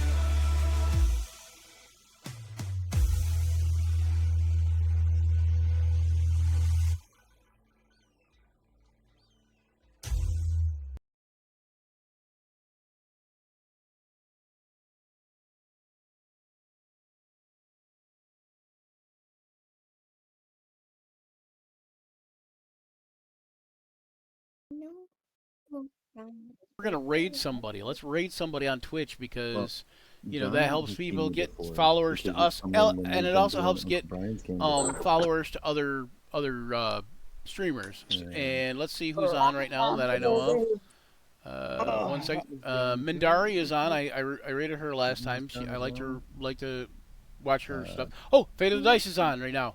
Let's raid Fate of the Dice. nice. Our buddies over at Fate of the Dice. Exactly. Nikki and those guys. Oh, hang on. Let me turn Nikki down just a hair. Woman that All just right, left. we're gonna raid Fate of the Woman Dice. named Ashley. Raid Fate. How do we do this? Fate. Oh, jeez. Of the Dice D&D. Because good thing they don't have a long name. Fate of the Dice. Here we go. So we're getting ready to raid in 6 seconds here. 3, 2, 1. Use all your crazy action surge emotes and stuff, and tell them that you're How do we raiding. do that? You do it on the Twitch channel, on the Twitch stream. Oh, I'm not on Twitch. Yep. No. not So on and Twitch. rating now. So there we go. Yay! Disappearing. Well, it's not really designed to pick up more than one person. We on rated camera. with